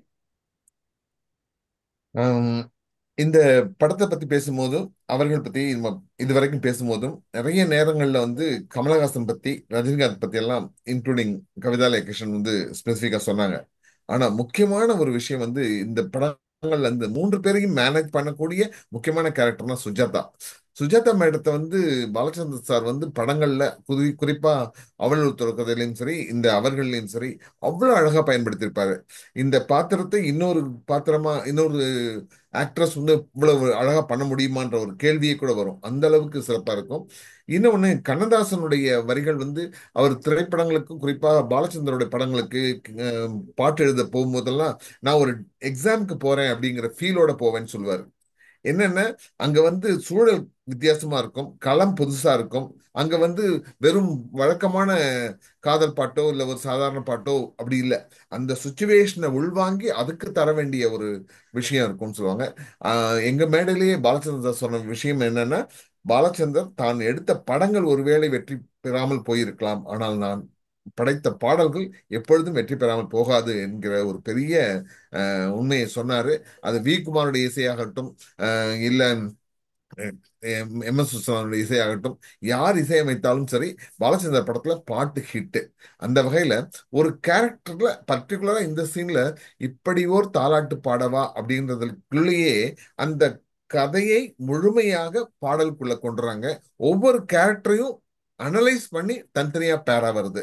இந்த இதெல்லாம் பார்க்கும்போது ஒரு பெண்ணின் மனநிலையை ஏதோ உளவியல் கற்ற பேராசிரியர் போல ரத்தின சுருக்கமாய் நமக்கு தருகின்ற கண்ணதாசன், அதற்கு ஏற்ற இசையமைத்து நம்மை தாளாட்டுகின்ற மெல்லிசை மன்னர் எம் எஸ் விஸ்வநாதன், இவர்களை எல்லாம் எப்படி உருவாக்க வேண்டும் என்று நினைத்து பார்க்கிற அந்த இயக்குனர் இமயம் என்கிற வார்த்தை எவ்வளவு பொருத்தமான வார்த்தை பாலச்சந்தர் அவர்களுக்கு. இதோ வருகிறது இப்படி ஓர் தாலாட்டு பாடவா.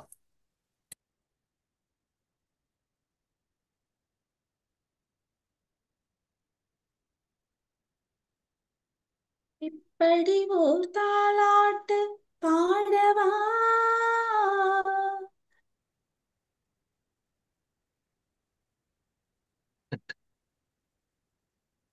அதில் அப்படி என் கதையை கூறவா. இப்படி ஓர் தாலாட்டு பாடவா, அதில் அப்படி என் கதையை கூறவா. அதில் அப்படி என் கதையை கூறவா. கைப்பிடித்த நாயகனும் காவியத்து நாயகனும், கைப்பிடித்த நாயகனும் காவியத்து நாயகனும், எப்படியோ வேறுபட்டார் என் மடியில் நீ விழுந்தார், என் மடியில் நீ விழுந்தார். இப்படியோர் தாலாட்டு பாடவா, அதில் அப்படியே என் கதையை கூறவா. அதில் அப்படியே என் கதையை கூறவா. நீலவானம் கோபம் கொண்டா நிலவு தேய்ந்தது, கண்ணா நேரம் பார்த்து மறுபடியும் ஏன் வளர்ந்தது. நீலவானம் கோபம் கொண்டா நிலவு தேய்ந்தது, கண்ணா நேரம் பார்த்து மறுபடியும் ஏன் வளர்ந்தது. இடையினிலே இந்நிலவு எங்கிருந்தது, அது இருந்திருந்த வீட்டினிலே தங்கி வந்தது. இப்படியோர் தாலாட்டு பாடவா, அதில் அப்படியே என் கதையை கூறவா. அதில் அப்படியே என் கதையை கூறவா. அன்றொரு நாள் மீராவும் கண்ணனை நினைந்தாள், ஏனோ அவளுடைய தலையெழுத்து மன்னனை மணந்தாள். அன்றொரு நாள் மீராவும் கண்ணனை நினைந்தாள், ஏனோ அவளுடைய தலையெழுத்து மன்னனை மணந்தாள். அதுவரைதான் தன் கதையை என்னிடம் சொன்னாள், நான் அதில் இருக்கும் என் கதையை உன்னிடம் சொன்னேன். இப்படி ஓர் தாலாட்டு பாடவா, அதில் அப்படியே என் கதையை கூறவா. அதில் அப்படியே என் கதையை கூறவா. கண்ணனவன் கையினிலே குழல் இருந்தது, அந்த கானம் தானே மீராவை கவர்ந்து வந்தது. கண்ணனவன் கையினிலே குழல் இருந்தது, அந்த கானம் தானே மீராவை கவர்ந்து வந்தது. இன்று வரை அந்த குழல் பாடுகின்றது, அந்த எண்ணிசையில் என் குழந்தை தூங்குகின்றது.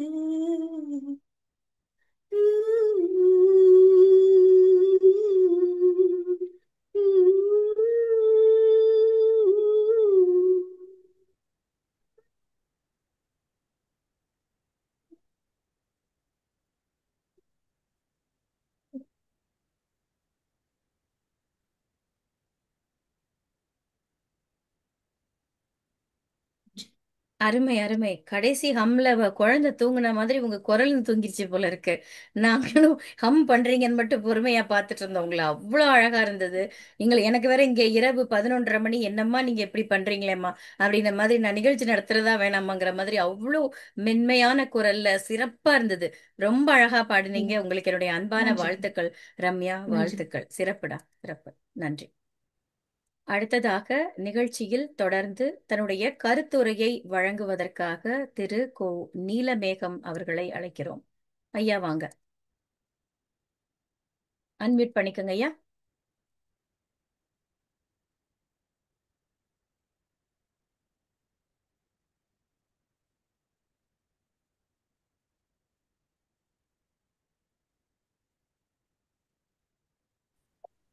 வாங்க ஐயா, உங்களுடைய கருத்தை தாருங்க. வணக்கம், அனைவருக்கும் வணக்கம். ஐயா கிருஷ்ணன் சாருக்கு அறிமுகம் இன்னைக்கு தான் எனக்கு அவரை கேட்டுக்கிட்டு இருந்தாங்கன்னா பார்க்கறதுக்கு வாய்ப்பு இருக்குது. மிக்க மகிழ்ச்சி அவங்க நிகழ்ச்சியில் கலந்துக்கிட்டதுக்கு. எனக்கும் மகிழ்ச்சி. மற்ற காவேரி மனிதன் ஐயாவுக்கும் கீதகாந்தி ஐயாவுக்கும் ராஜேஷ்குமார் சார் எல்லாருக்கும் வணக்கம். உங்களுக்கும் வணக்கம். வணக்கம் சார். இந்த பாலச்சந்தர் படங்கள்னாலே ஒரு காலகட்டத்தில், சரியா சொல்ல போனா 70 காலகட்டத்திலலாம் வந்து பார்த்தீங்கன்னா மேல்தட்டு மக்கள் அதிகமாக விரும்பி பார்ப்பாங்கன்னு சொல்லுவாங்க. படித்தவர்கள் அதிகமாக பார்ப்பாங்கன்னு சொல்லுவாங்க. இந்த ஏ சென்டர் எப்படியோ தெரியாது, நாங்கள்லாம் சி சென்டருங்கிற பகுதியில் வாழ்ந்துக்கிட்டு இருந்தவங்க. இங்கே தேட்டரில் போய் பார்த்தோம்னா அந்த ஃபர்ஸ்ட் கிளாஸ்லாம் ஃபுல் ஆகிடும் அவர் படம் வந்ததுனாக்க. பிரபலமான நடிகர்கள் நடித்ததுக்கெல்லாம் வந்து ஃபர்ஸ்ட் கிளாஸ் அவ்வளோவா ஃபுல் ஆகாது. அதில் ஒரு சிறப்பு பாலச்சந்தருடைய படங்களுக்கு ஒரு தனி மரியாதை இருந்தது. அது இருக்கட்டும். அவர்கள் படத்தை பற்றி பேசணும்னா, அம்மா கேட்டுக்கிட்டு இருக்கீங்களா? பேசுங்க ஐயா, கேட்டுட்டு தான் இருக்கோங்க. அவர்கள் படத்தை பற்றி சொல்லணும்னா, கதை வந்து ஒரு வித்தியாசமான கதை. அந்த காலகட்டத்தில் அதெல்லாம் நாங்களாம் ரொம்ப ரசித்து பார்த்த படம். அது கதையை பற்றி சொல்ல வேண்டிய எல்லாரும் சொல்லிட்டாங்க. அந்த படத்துல வந்து ஒரு சாட்டிஸ் மனோநிலையில ரஜினிகாந்த் இருப்பார். ஒரு கணவனா தன்னுடைய மனைவியை ரொம்ப கொடுமைப்படுத்திக்கிட்டு இருப்பாரு. அவங்கள விட்டு விலகி போனதுக்கு பிறகு வேறொரு திருமணம் பழைய காலம் பண்ணிக்கலாம்னு அவங்க நினைக்கும் போது அது இவரால் ஏற்றுக்கொள்ள முடியாது. தான் அனுபவிச்சதை இன்னொருத்தவங்க அனுபவிக்கிறதுக்கு அது அந்த அணு நல்லா இருக்கக்கூடாதுன்ற எண்ணத்துல வஞ்சகமா போய் கூடி பேசி அந்த திருமணத்தை கெடுத்து அப்படி ஒரு வில்லத்தனமான வேலையை செஞ்சிருப்பார் ரஜினிகாந்த். இந்த படம் முழுக்கவே வந்து சுஜாதா வந்து இவ்வளவு போராட்டத்துக்கும் பதில கணவனுடைய துன்பத்தை கொடுத்த துன்பத்தெல்லாம் தாங்கி எதிர்த்து போராடி ஒரு நிமிடம் கூட கலங்காம அழுவாம எதிர்த்து போராடி கடைசி வரையும் வைராக்கியத்தோட துணிச்சலோட இருந்த அந்த பெண்ணு கடைசியில அழுதுருவாங்க. எந்த இடத்துலன்னா அதான் அந்த அன்புக்கு மாமியான்ற கேரக்டர்ல வர அந்த அவங்க லீலாவதி அம்மா வருவாங்க கடைசியா. அவங்களுடைய அன்பை பார்த்துட்டு உடைஞ்சு போய் அழுவுவாங்க கட்டிப்பிடிச்சு. அந்த இடம் ரொம்ப சிறப்பா இருக்கும் படத்துல. ஆஹ் படத்தினுடைய கதை வந்து ஒரு வித்தியாசமான கதைங்கிறதால எல்லாரும் விரும்பி பார்த்தோம். அதுல இன்னொன்னு படத்துல இன்னும் சில கேரக்டர் பாத்தீங்கன்னா குட்டி பத்மினி, அவங்கள சொல்லி ஆகணும். அவங்க ஒரு இன்னசென்ட் மாதிரி சொல்ல முடியாது, அப்படியும் சொல்ல முடியாது. எளிதில் உணர்ச்சி வசப்பட்டு டக்குன்னு அழுவாங்க. அப்படி ஒரு கேரக்டரா பண்ணியிருப்பாங்க அவங்க. அதுவும் சிறப்பா இருக்கும். அடுத்தது ரஜினிகாந்த். எனக்கு தெரிஞ்சு அந்த காலகட்டத்தில் இருந்த என்னை போல எல்லாம் அந்த இப்ப இளைஞர்கள் இடது கையில ஒரு பந்து மாதிரி ஏதாவது ஒண்ணு வச்சிருப்பாரு. மேல கை மேல இருக்கும் வலது கைக்கு, இடது கை கீழே இருக்கும். இந்த பந்து எப்படி மேல போச்சுன்னு தெரியாது, டக்குன்னு தூக்கி எறிவாரு. அது பிடிப்பாரு. அதெல்லாம் நாங்கெல்லாம் செஞ்சு கூட பார்ப்போம். அப்படி ஒரு ஸ்டைலை உருவாக்கி ஒரு வித்தியாசமா எல்லாம் பண்ணாரு. அது அவருடைய சிறப்பு அது. இன்னொன்னு பாத்தீங்கன்னா, சுஜாதாவுக்கு ரொம்ப முக்கியத்துவம் கொடுத்திருப்பாரு பாலச்சந்தர். அது எப்படின்னாக்க அவருக்கு ரொம்ப பிடிச்ச நடிகைன்னே சொல்லலாம். பொதுவா படத்தினுடைய டைட்டில்ல வந்து பாத்தீங்கன்னா ரஜினி ஹீரோனுடைய முக்கியத்துவம், அது படமே வந்து ஹீரோயின் சப்ஜெக்ட் அதிகமா. கமலஹாசன் பேரையோ ரஜினிகாந்த் பேரையோ டைட்டில்ல ஃபர்ஸ்ட்ல போடல. சுஜாதா பேர் தான் எடுத்த உடனே வரும். அப்புறம் தான் கமலஹாசன் பேரும் ரஜினிகாந்த் பேர் வரும் படத்துல. அந்த அளவுக்கு முக்கியத்துவம் கொடுத்திருந்தார் பாலச்சந்தர். ஆஹ் அது மட்டும் இல்ல, சுஜாதாவுக்கு அந்த படத்தில் நடிச்சதுக்காக வந்து பிலிம்பேர் அவார்டு கிடைச்சது. அது ஒரு சிறப்பு அந்த படத்துல. அப்புறம் பாத்தீங்கன்னா பாடல்கள்னு பார்க்க போனீங்கன்னா, இப்ப அவங்க ரம்யா பாடினாங்க இல்லையா, இப்படி ஒரு தாலாட்டு பாடவா. அந்த பாடலை எத்தனை தடவை கேட்டேன்னு வாழ்க்கையில எனக்கு தெரியாது. அது தேசிக மாதிரி என் காதுல ஒலிச்சது. எதுக்கு என்ன, அந்த கடைசியில ஃப்ளூட்டை பயன்படுத்தியிருப்பாரு பாருங்க எம்எஸ்சி. நினைச்சு கூட பார்க்க முடியாது. அது பரணியுடைய அணுவுடைய குழந்தை, அது சாரி, பரணியுடைய புல்லாங்குழலுக்கு அணுவுடைய குழந்தை தூங்குதோ இல்லையோ, நம்ம தூங்கிடுவோம். இன்னும் கொஞ்ச நேரம் அந்த புல்லாங்குழல் கேட்டோம்னா தூங்கிடுவோம். அந்த மாதிரியான ஒரு இது. இன்னும் கொஞ்ச நேரம் இருக்கக்கூடாது, அந்த புல்லாங்குழல் வச்சிருக்க கூடாதான்னு நினைக்கிற மாதிரி இருக்கும் அந்த பாடல். எம்எஸ்சி அருமையா பண்ணியிருப்பாரு. அதே போல காற்றுக்கு என்ன வேலையில பாத்தீங்கன்னாக்க, காற்று கங்கை வெள்ளம் பொங்கும் போது மங்கை உள்ளம்னு, அந்த கங்கை மங்கை பொங்கும் அப்படின்ற அழகா கொண்டிருப்பார் கண்ணதாசன் அவர்கள். வரிகளும் சிறப்பான வரிகள். இப்படி நிறைய சொல்லிட்டு போகலாம். இன்னொரு சம்பவம் இருக்கு. படத்துல மொத்தம் 4 பாடல்கள். 4 பாடல்ல கமலஹாசனுக்கு ஒரு பாடல், சுஜாதாவுக்கு ஒரு பாடல் தான். மற்ற 2 பாடலும் வந்து காட்சிக்கு படித்திருப்பாங்களே ஒழிய அவங்க நேரடியாக பாட மாட்டாங்க. அந்த மாதிரி அமைச்சிருப்பாங்க. அதுவும் அந்த காற்றுக்கு என்ன வேலி பாடல்ல பாத்தீங்கன்னாக்க, இந்த கன்றுக்குட்டி கிராமத்தெல்லாம் சொல்லுவாங்க, என்னடா அவுத்து விட்டா கண்ணுக்குட்டி மாதிரி துள்ளுற அப்படிம்பாங்க, உதாரணம் சொல்லுவாங்க. அந்த மாதிரி அந்த சுஜாதனுடைய மனசு, அந்த புதுசா பரணியை கல்யாணம் பண்ணிக்கலாம், பழைய வாழ்க்கையிலிருந்து விடுபட்டு இப்படி வந்துடலாம் அப்படின்ற ஒரு சந்தோஷத்துல அவங்க மனசு துள்ளுது அப்படிங்கிற காட்சிக்காக அந்த காட்சியை பாடல்ல பாத்தீங்கன்னா நல்லா எடுத்திருப்பாங்க. இந்த கண்ணுக்குட்டி ஓடுற மாதிரி ஒரு சீல் வச்சிருப்பாங்க. அப்புறம் ஒரு பூக்களை பறிக்காதீர்கள் இருக்கும். அந்த இடத்துல போய் சுஜாதா நின்றுட்டு, அதெல்லாம் அந்த கட்டுப்பாடுலாம் எனக்கு கிடையாது, நான் அதை பிப்பேன் அப்படின்னு சொல்லி அதை பறிப்பாங்க. இந்த மாதிரி அந்த கட்டுப்பாடுகள்லாம் மீறி அவங்க உள்ளம் துள்ளுதுங்கிறத காட்சிப்படுத்துறது அருமையா பண்ணியிருப்பாங்க அந்த பாடல்ல. ஆஹ் இப்படி நிறைய சிறப்புகள் இருக்குமா அந்த படம். வந்து எங்களுக்கெல்லாம் ரொம்ப அந்த காலகட்டத்தில் ரொம்ப ரசிச்சு பார்த்த படம். நிகழ்ச்சி சிறப்பா இருக்கு. எனக்கு வாய்ப்பு அளித்ததுக்கு மிக்க நன்றி. நன்றி, நன்றி. வணக்கம்மா. மிகச்சிறப்பு, மிகச்சிறப்பு. அதாவது உங்களுடைய அந்த அந்த கால நினைவுகள் ரொம்ப எந்த அளவுக்கு ரசிச்சிருக்கீங்கன்னா, அந்த பாடலை வந்து இப்படி ஓர் தாலாட்டு பாடவா தேசிய கீதம் மாதிரி எனக்கு கேட்கும், அத்தனை முறை நான் கேட்டிருக்கேன் அப்படின்னு சொன்னீங்க. அது மாதிரி தொடங்கும் போதே சொன்னீங்க, பாலச்சந்தர் அவர்கள் இப்ப கதாநாயகிக்கு முக்கியத்துவம் கொடுக்க, அவர் பெண்மைக்கு முக்கியத்துவம் கொடுத்திருக்கிறார். அந்த இடத்துல சுஜாதா தாண்டி யாரு இருந்தாலும் அதே வேலை செஞ்சிருப்பாருன்னு நினைக்கிறேன். ஏன்னா அது நம்ம பாலச்சந்தர் ஐயாவுடைய பெருந்தன்மை, ஒரு ஒரு நல்ல ஒரு உள்ளம் அப்படின்னு எடுத்துக்கலாம் நம்ம. அதை அழகா சொன்னீங்க. அதே மாதிரி அந்த மாமியார் கேரக்டர் கட்டிப்பிடிச்சு அழும்போது உடைஞ்சிருது. ஏன்னா எவ்வளவுதான் கடினமா தன்னை வந்து கட்டுப்படுத்தி வச்சிருந்தாலும் அவங்களால தாங்க முடியல, வலியின் மிகுதியில அவங்க அழுதுறாங்க கடைசியில. என்ன பொழப்பு பொழைக்கிறோம் நம்ம அப்படின்னு சில நேரம் நம்ம எல்லாம் உடைஞ்சு அழுதுற மாதிரி அந்த இடத்த அவர் அந்த காட்சிப்படுத்துதல் பண்ணியிருப்பாரு. ரொம்ப அழகா சொன்னீங்க. குட்டி பத்மினியும் விட்டுறாம அதையும் நீங்க வந்து கரெக்டா இங்க வந்து குறிப்பா காமிச்சீங்க. நீங்கள் அந்த படத்தை ரசித்த விதத்தை எங்களுக்கும் எடுத்து காட்டியமைக்கு மிக்க நன்றி. உங்களுக்கு என்னுடைய மனமார்ந்த வாழ்த்துக்கள். வணக்கம். நன்றிம்மா. நன்றி, நன்றி. வணக்கம். அடுத்ததாக இப்போ மீண்டும் இப்ப அத்தனை பேரும் அழகழகா தங்களுடைய கருத்துரை சொல்லியாச்சு. இப்ப எல்லாரும் ஐயா ஏதாவது கூடுதலாக நமக்கு தகவல் சொல்லுவாங்களா அப்படின்னு ஆவலோட காத்துட்டு இருக்காங்க.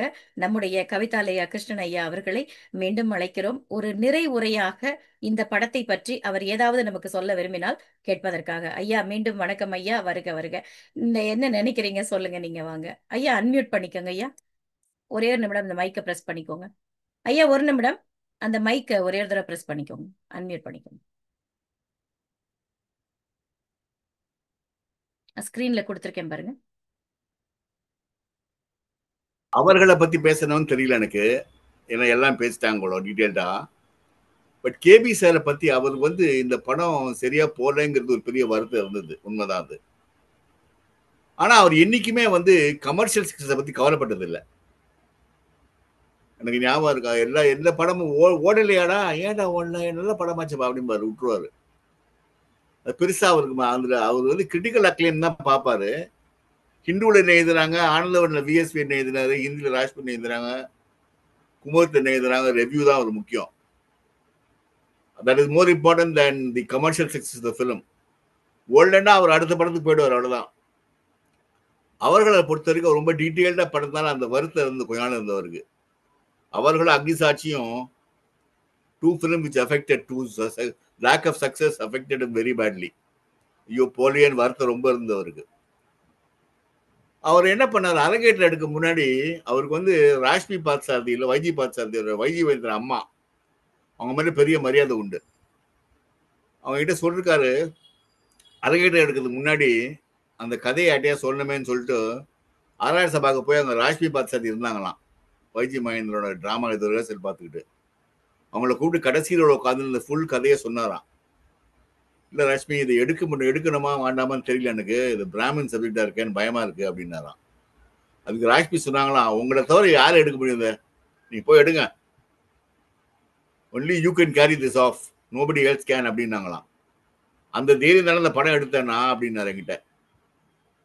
அவர் வந்து அவர்களை பொறுத்த வரைக்கும் அவருக்கு என்ன டிசப்பாயின்மெண்ட்னா, கமல் சக்சஸ்ஃபுல்லா இருக்காரு, கமல் ரெக்கக்னைஸ் ஹீரோ ஆயிட்டாரு, ரஜினிகாந்த் ஸ்டார் ஆயிட்டாரு, என்ன அந்த படம் ஓடலையாங்கிற கதையை ஒத்துக்கலையா ஜனங்க, இல்லை எனக்கு வந்து எடுக்க தெரியலையாங்கிற ஒரு சின்ன ஒரு வரி வந்துச்சு அவருக்கு. இல்லை சார் பிரமாதமா, இன்னும் 50 வருஷத்துக்கு அப்புறம் இந்த படம் பேசப்படுமா அவர்கள்? 50 years later அவர்கள் will be discussed, analyzed like this. இந்த மாதிரி அவர்களை பத்தி பேசுவாங்க, டிஸ்கஸ் பண்ணுவாங்க, அனலைஸ் பண்ணுவாங்க. எம்எஸ்வி சொன்னாலாம் படத்தை பார்த்த அப்புறம், இந்த மாதிரி படம்லாம் ஒன்றை தவிர யார் எடுக்க முடியும் அப்படின்னாராம். உண்மைதாம்மா அது. மிக சிறப்பு சார், மிக சிறப்பு. வேற ஏதாவது பாலச்சந்தர் ஐயாவை பத்தி இங்க கூட பகிர்ந்துக்க ஆசைப்படுறீங்களா? ஏன்னா உண்மையிலே அவர் கவலைப்பட்ட மாதிரி எல்லாம் இல்லாம இன்னைக்கும் நம்ம அதை எடுத்து சிறப்பா கொண்டாடிக்கிட்டு இருக்கோம். அதுவும் அவர் பிறந்த நாள் அன்னைக்கே பேசிட்டு இருக்கோம், அது கூடுதல் சிறப்பு. வேற ஏதாவது நீங்க பகிர்ந்துக்க விரும்பினால் நீங்க பகிர்ந்துக்கலாம். அவரு மாதிரி ஒரு ஆளுமை யாருமே கிடையாதுமா. அவருக்கு சினிமா மேல இருந்த பாசமும் பேஷனும் கமிட்மெண்ட்டும் யாருமே கிடையாது. அவர் எதுக்கு நடிக்காட்டாலாம் பெருசா கவலைப்பட மாட்டாரு. But of discipline and discipline இல்லைன்னா இல்லை பேஷன் இல்லைன்னா ரொம்ப வருத்தப்படுவார் அவரு. அதுதான் அவர் முக்கியம். சினிமா நீ நேசிக்கணும், விரும்பணும். அப்படி இல்லைன்னா நடிக்கட்டா பரவாயில்ல, அது என்னடா எல்லாரும் நடிக்க வந்துட்டாங்க அப்படிம்பாரு. ஒரு வாட்டி நான் ஆர்டிஸ்ட் பேர் சொல்ல விரும்பல, ஏதோ ஒரு ஷூட்டிங் போது, காதல் வாங்கி வந்த ஷூட்டிங் போது என்ன ஒரு குடிகார நடிகை சொன்னாரு. அவர்கிட்ட சொன்னாரு, நீ குடிச்சதில்ல நானும் குடிச்சதில்ல, நீ குடிகார நடிக்கணும்னு எழுதிருக்கேன் அப்படின்னாரு. நடிச்சு காட்டுங்க சார் அப்படின்னு நடிச்சு காட்டினாரு. அப்ப அந்த ஆர்டிஸ்ட் கூட இருந்தாரு.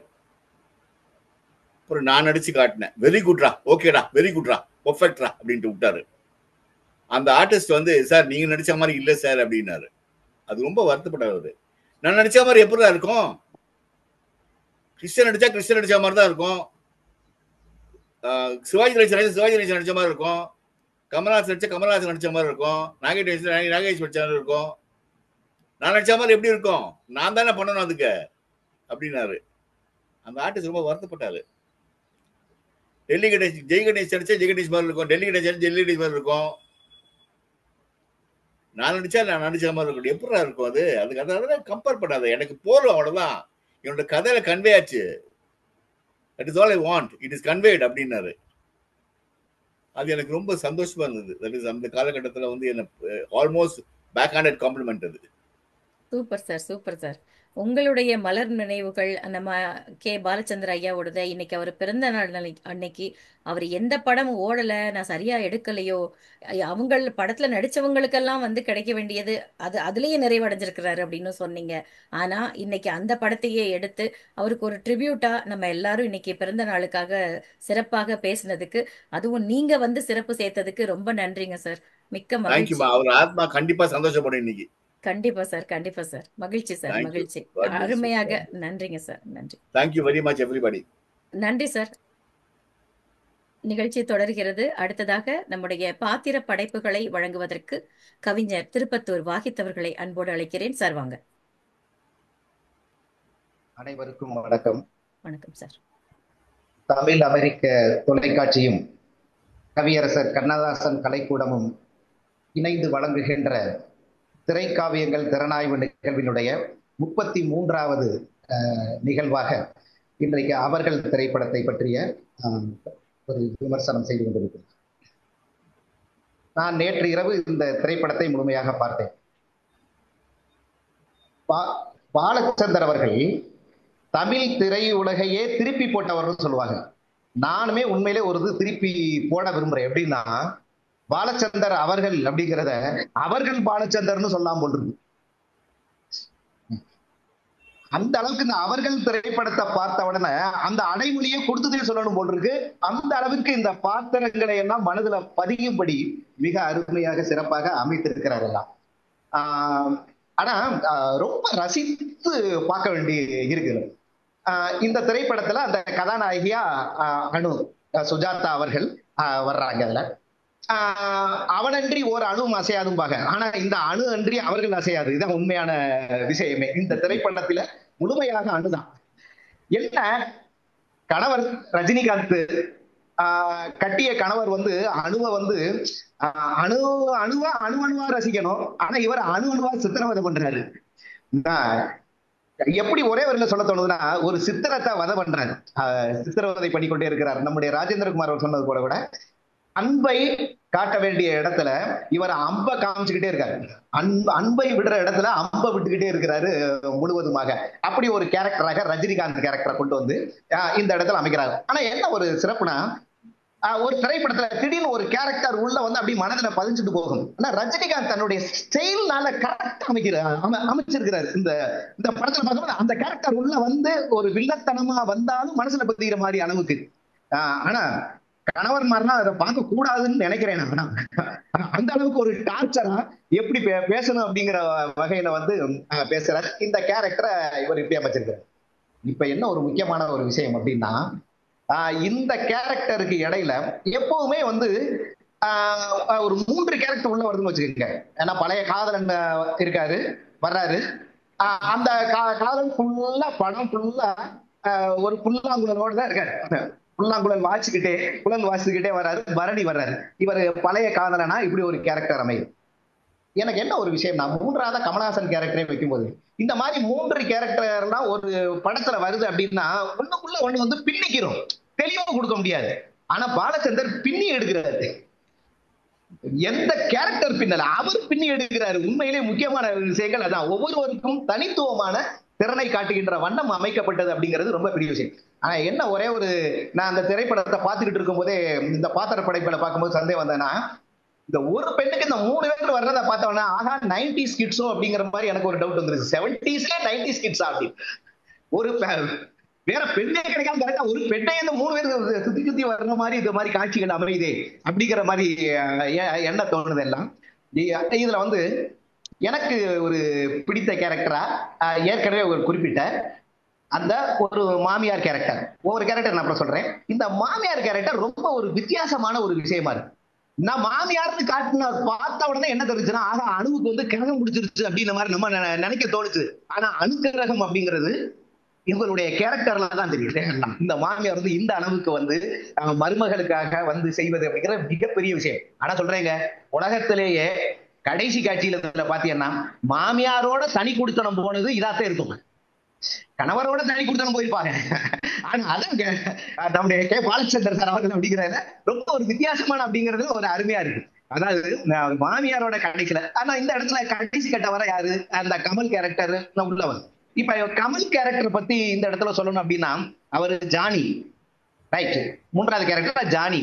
ஆனா அவருடைய காதலை ஏத்துக்கல, இவனுக்கு ஹிந்தி தெரியும்னால ஜானி அப்படின்னு சொல்லிட்டான்னு நான் நினைக்கிறேன். கதாநாயகன் ஜானியா, ஜா நீ போயிட்டு போ நீ அப்படின்னு சொன்ன மாதிரியான ஒரு கருத்தை நான் நினைச்சுக்கிட்டதுல கமலஹாசனுடைய அந்த இதை இங்க கமலனுடைய காதல் எப்படி இருக்குன்னா, காதல் நிறைவேறுனா பொதுவா காதலர்கள் இந்த மாதிரி என்ஜாய் பண்ணு நினைப்பாங்க. இவர் வந்து என் தாயின்னு ஒரு பொம்மையை வச்சிருக்காரு அவ்வளவு. அவருடைய அந்த ஒரு ஜூனியர்னு இந்த இடத்துல ஒரு அருமையான ஒரு கேரக்டர் உள்ள நுழையுது.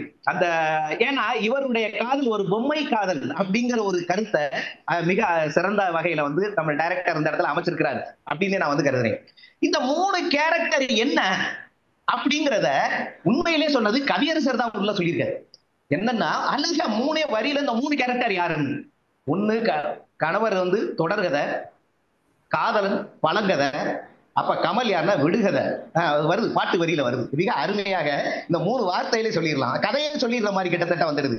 இது வந்து தொடர்கதை, அடுத்து வந்து பழங்கதை, இவர் வந்து விடுகதை அப்படிங்கிற ஒரு அர்த்தத்துல சொல்றது மிக சிறப்பாக வந்து இது எல்லாமே. இப்ப நமக்கு வந்து இந்த இடத்துல வந்து என்ன என்ன தோணுது அப்படின்னு சொன்னா, இப்படி ஒரு கேரக்டர்களுக்கு உள்ள நடுவில் எந்த இடத்துலயும் ஜோக்கு வைக்கவே இல்லை பாருங்களே. அதாவது இந்த திரைப்படத்தை நம்ம முழுமையாக ஒரு நகைச்சுவை நடிகரே இல்லாம எந்த வகையிலையும் சமரசம் செய்துக்காம முழுமையா தொடர்ந்து கதையோட்டத்தோடயே கொண்டு போய் நம்ம ரசிக்க வச்சதுன்னா இந்த கேரக்டர்ஸ் அப்படிங்கிறதுல எந்த சந்தேகமே கிடையாது. அந்த அளவுக்கு வந்து டைரக்டர் வந்து பின்னி எடுத்திருக்கிறாரு அப்படின்னே வந்து எனக்கு வந்து சொல்ல தோணுது எல்லாம். இப்ப இந்த ஒரு கேரக்டர் அமைக்கும் போது யாரை இந்த மாதிரி திருமணம் செய்வது இப்படிங்கிற ஒரு கட்டம் வரும்பொழுது உண்மையிலே அந்த வழக்கம் போல கமலஹாசன் வந்து கடைசியில் அந்த ட்ரெயின்ல வந்து பேசிட்டு வரும்போது எனக்கு எப்படி தோணுச்சுன்னா, 3ஆம் முறை அந்த ட்ரெயின் சீனோட இதே முதல் குறை போட்டிருக்கு அவரு, இதுலதான் ட்ரைனிங் எடுத்துருப்பாரு போட்டிருக்கு அப்படிங்கிற மாதிரி எனக்கு சொல்ல தோணுது. அவருக்கு அதே மாதிரியான ஒரு கட்டமே வந்து அமைது. ஒவ்வொரு கேரக்டர் நம்ம ரசிக்கும் போது ரொம்ப சிறப்பாக ரசிக்கிற மாதிரியே வந்து இருந்ததெல்லாம்.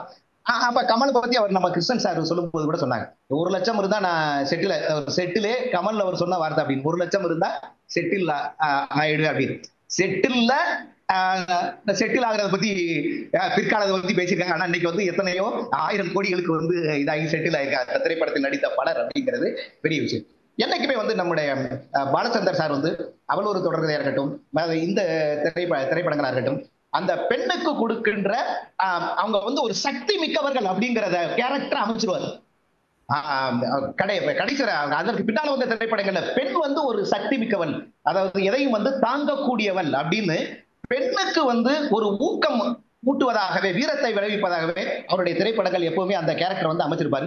அந்த வகையில இது அமைச்சது அப்படிங்கிறது ஒரு சிறந்த விஷயமா நான் வந்து கருதுறேன்.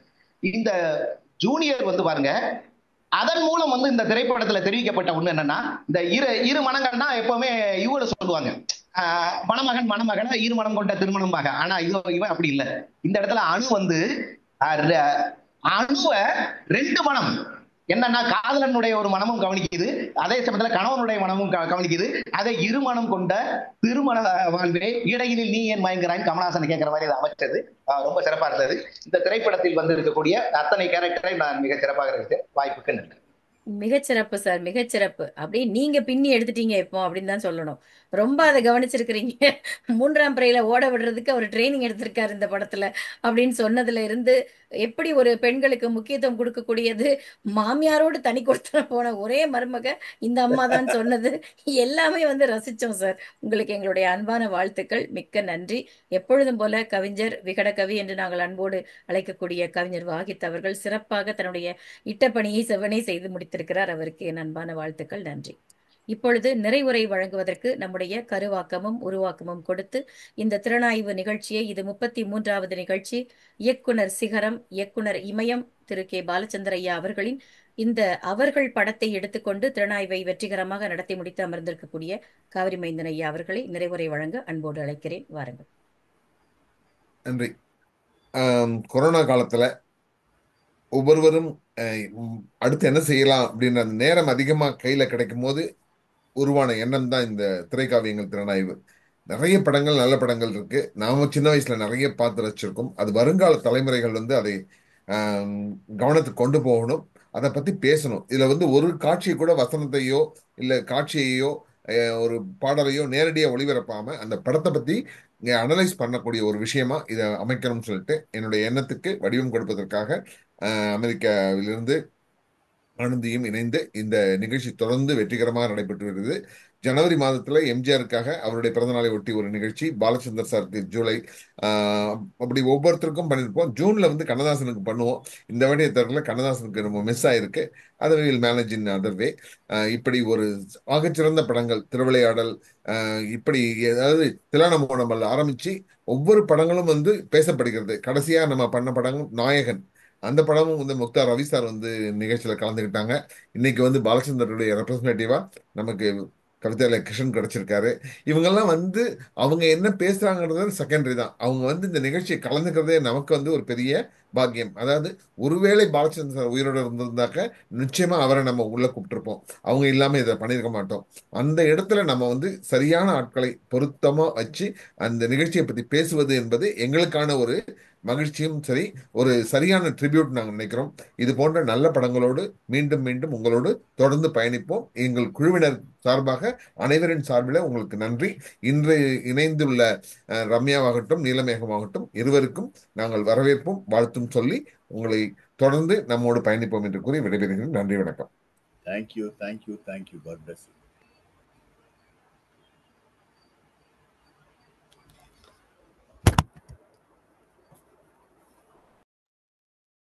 ஆனந்தி அன்மியூட் பண்ணல ஆனந்தி. மன்னிக்கணும். மிகச் சிறப்பான இந்த நிகழ்ச்சியை எங்களோடு இணைந்திருந்து நடத்தி அமர்ந்திருக்கக்கூடிய காவிரி மைந்தன் அவர்களுக்கும், இந்த நிகழ்ச்சியில் சிறப்பு விருந்தினராக கலந்து கொண்டு தனது முத்தான கருத்துக்களையும் பாலச்சந்தர் ஐயா அவர்களுடன் தன்னுடைய அனுபவங்களையும் எங்களோடு பகிர்ந்து கொண்ட கவிதாலயா கிருஷ்ணன் ஐயா அவர்களுக்கும், மற்றும் இந்த நிகழ்ச்சியில் கருத்துரை வழங்கிய திரு கீதகாந்தி அவர்கள், ராஜேந்திரகுமார் அவர்கள், நீலமேகம் அவர்கள் இருவருக்கும், மற்றும் பாடலை அருமையாக கொடுத்த ரமேஷ் அவர்கள், ரம்யா அவர்கள் அனைவருக்கும் எங்களுடைய மனமார்ந்த நன்றியையும் மகிழ்ச்சியும் தெரிவித்துக் கொள்கிறோம். தொடர்ந்து இதுபோன்ற பல திறனாய்வுகளை செய்ய காத்திருக்கிறோம். நிறைவாக தன்னுடைய பணியை மிகச் சிறப்பாக செய்து எங்கள் அனைவரையும் எப்பொழுதுமே மன மகிழ்ச்சியோடு இந்த நிகழ்ச்சியை நிறைவு செய்ய ஒத்துழைக்கும் கவிஞர் வாஹித் அவர்களுக்கு என்னுடைய நெஞ்சார்ந்த நன்றியை தெரிவித்துக் கொள்கிறேன். மிகச் சிறப்பாக அமைந்திருந்தது. இதுபோன்ற தொடர்ந்து இந்த நிகழ்ச்சியை நேரலையில் கண்டு ரசித்த தமிழ் அமெரிக்க தொலைக்காட்சி நேயர்களுக்கும், காணொளியை பிறகு பார்க்க இருக்கின்ற நண்பர்களுக்கும் எங்கள் பணிவான நன்றிகளை தெரிவித்து மகிழ்கிறோம். அமெரிக்காவின் நம்பர் 1 தமிழ் தொலைக்காட்சியான தமிழ் அமெரிக்க தொலைக்காட்சியை தொடர்ந்து ஆதரியுங்கள், சப்ஸ்கிரைப் செய்யுங்கள். மீண்டும் இன்னொரு திறனாய்வில் உங்களை சந்திக்கும் வரை உங்களிடமிருந்து விடைபெறுவது நெல்லை அன்புடன் ஆனந்தி. இனிய தமிழ் வணக்கம்.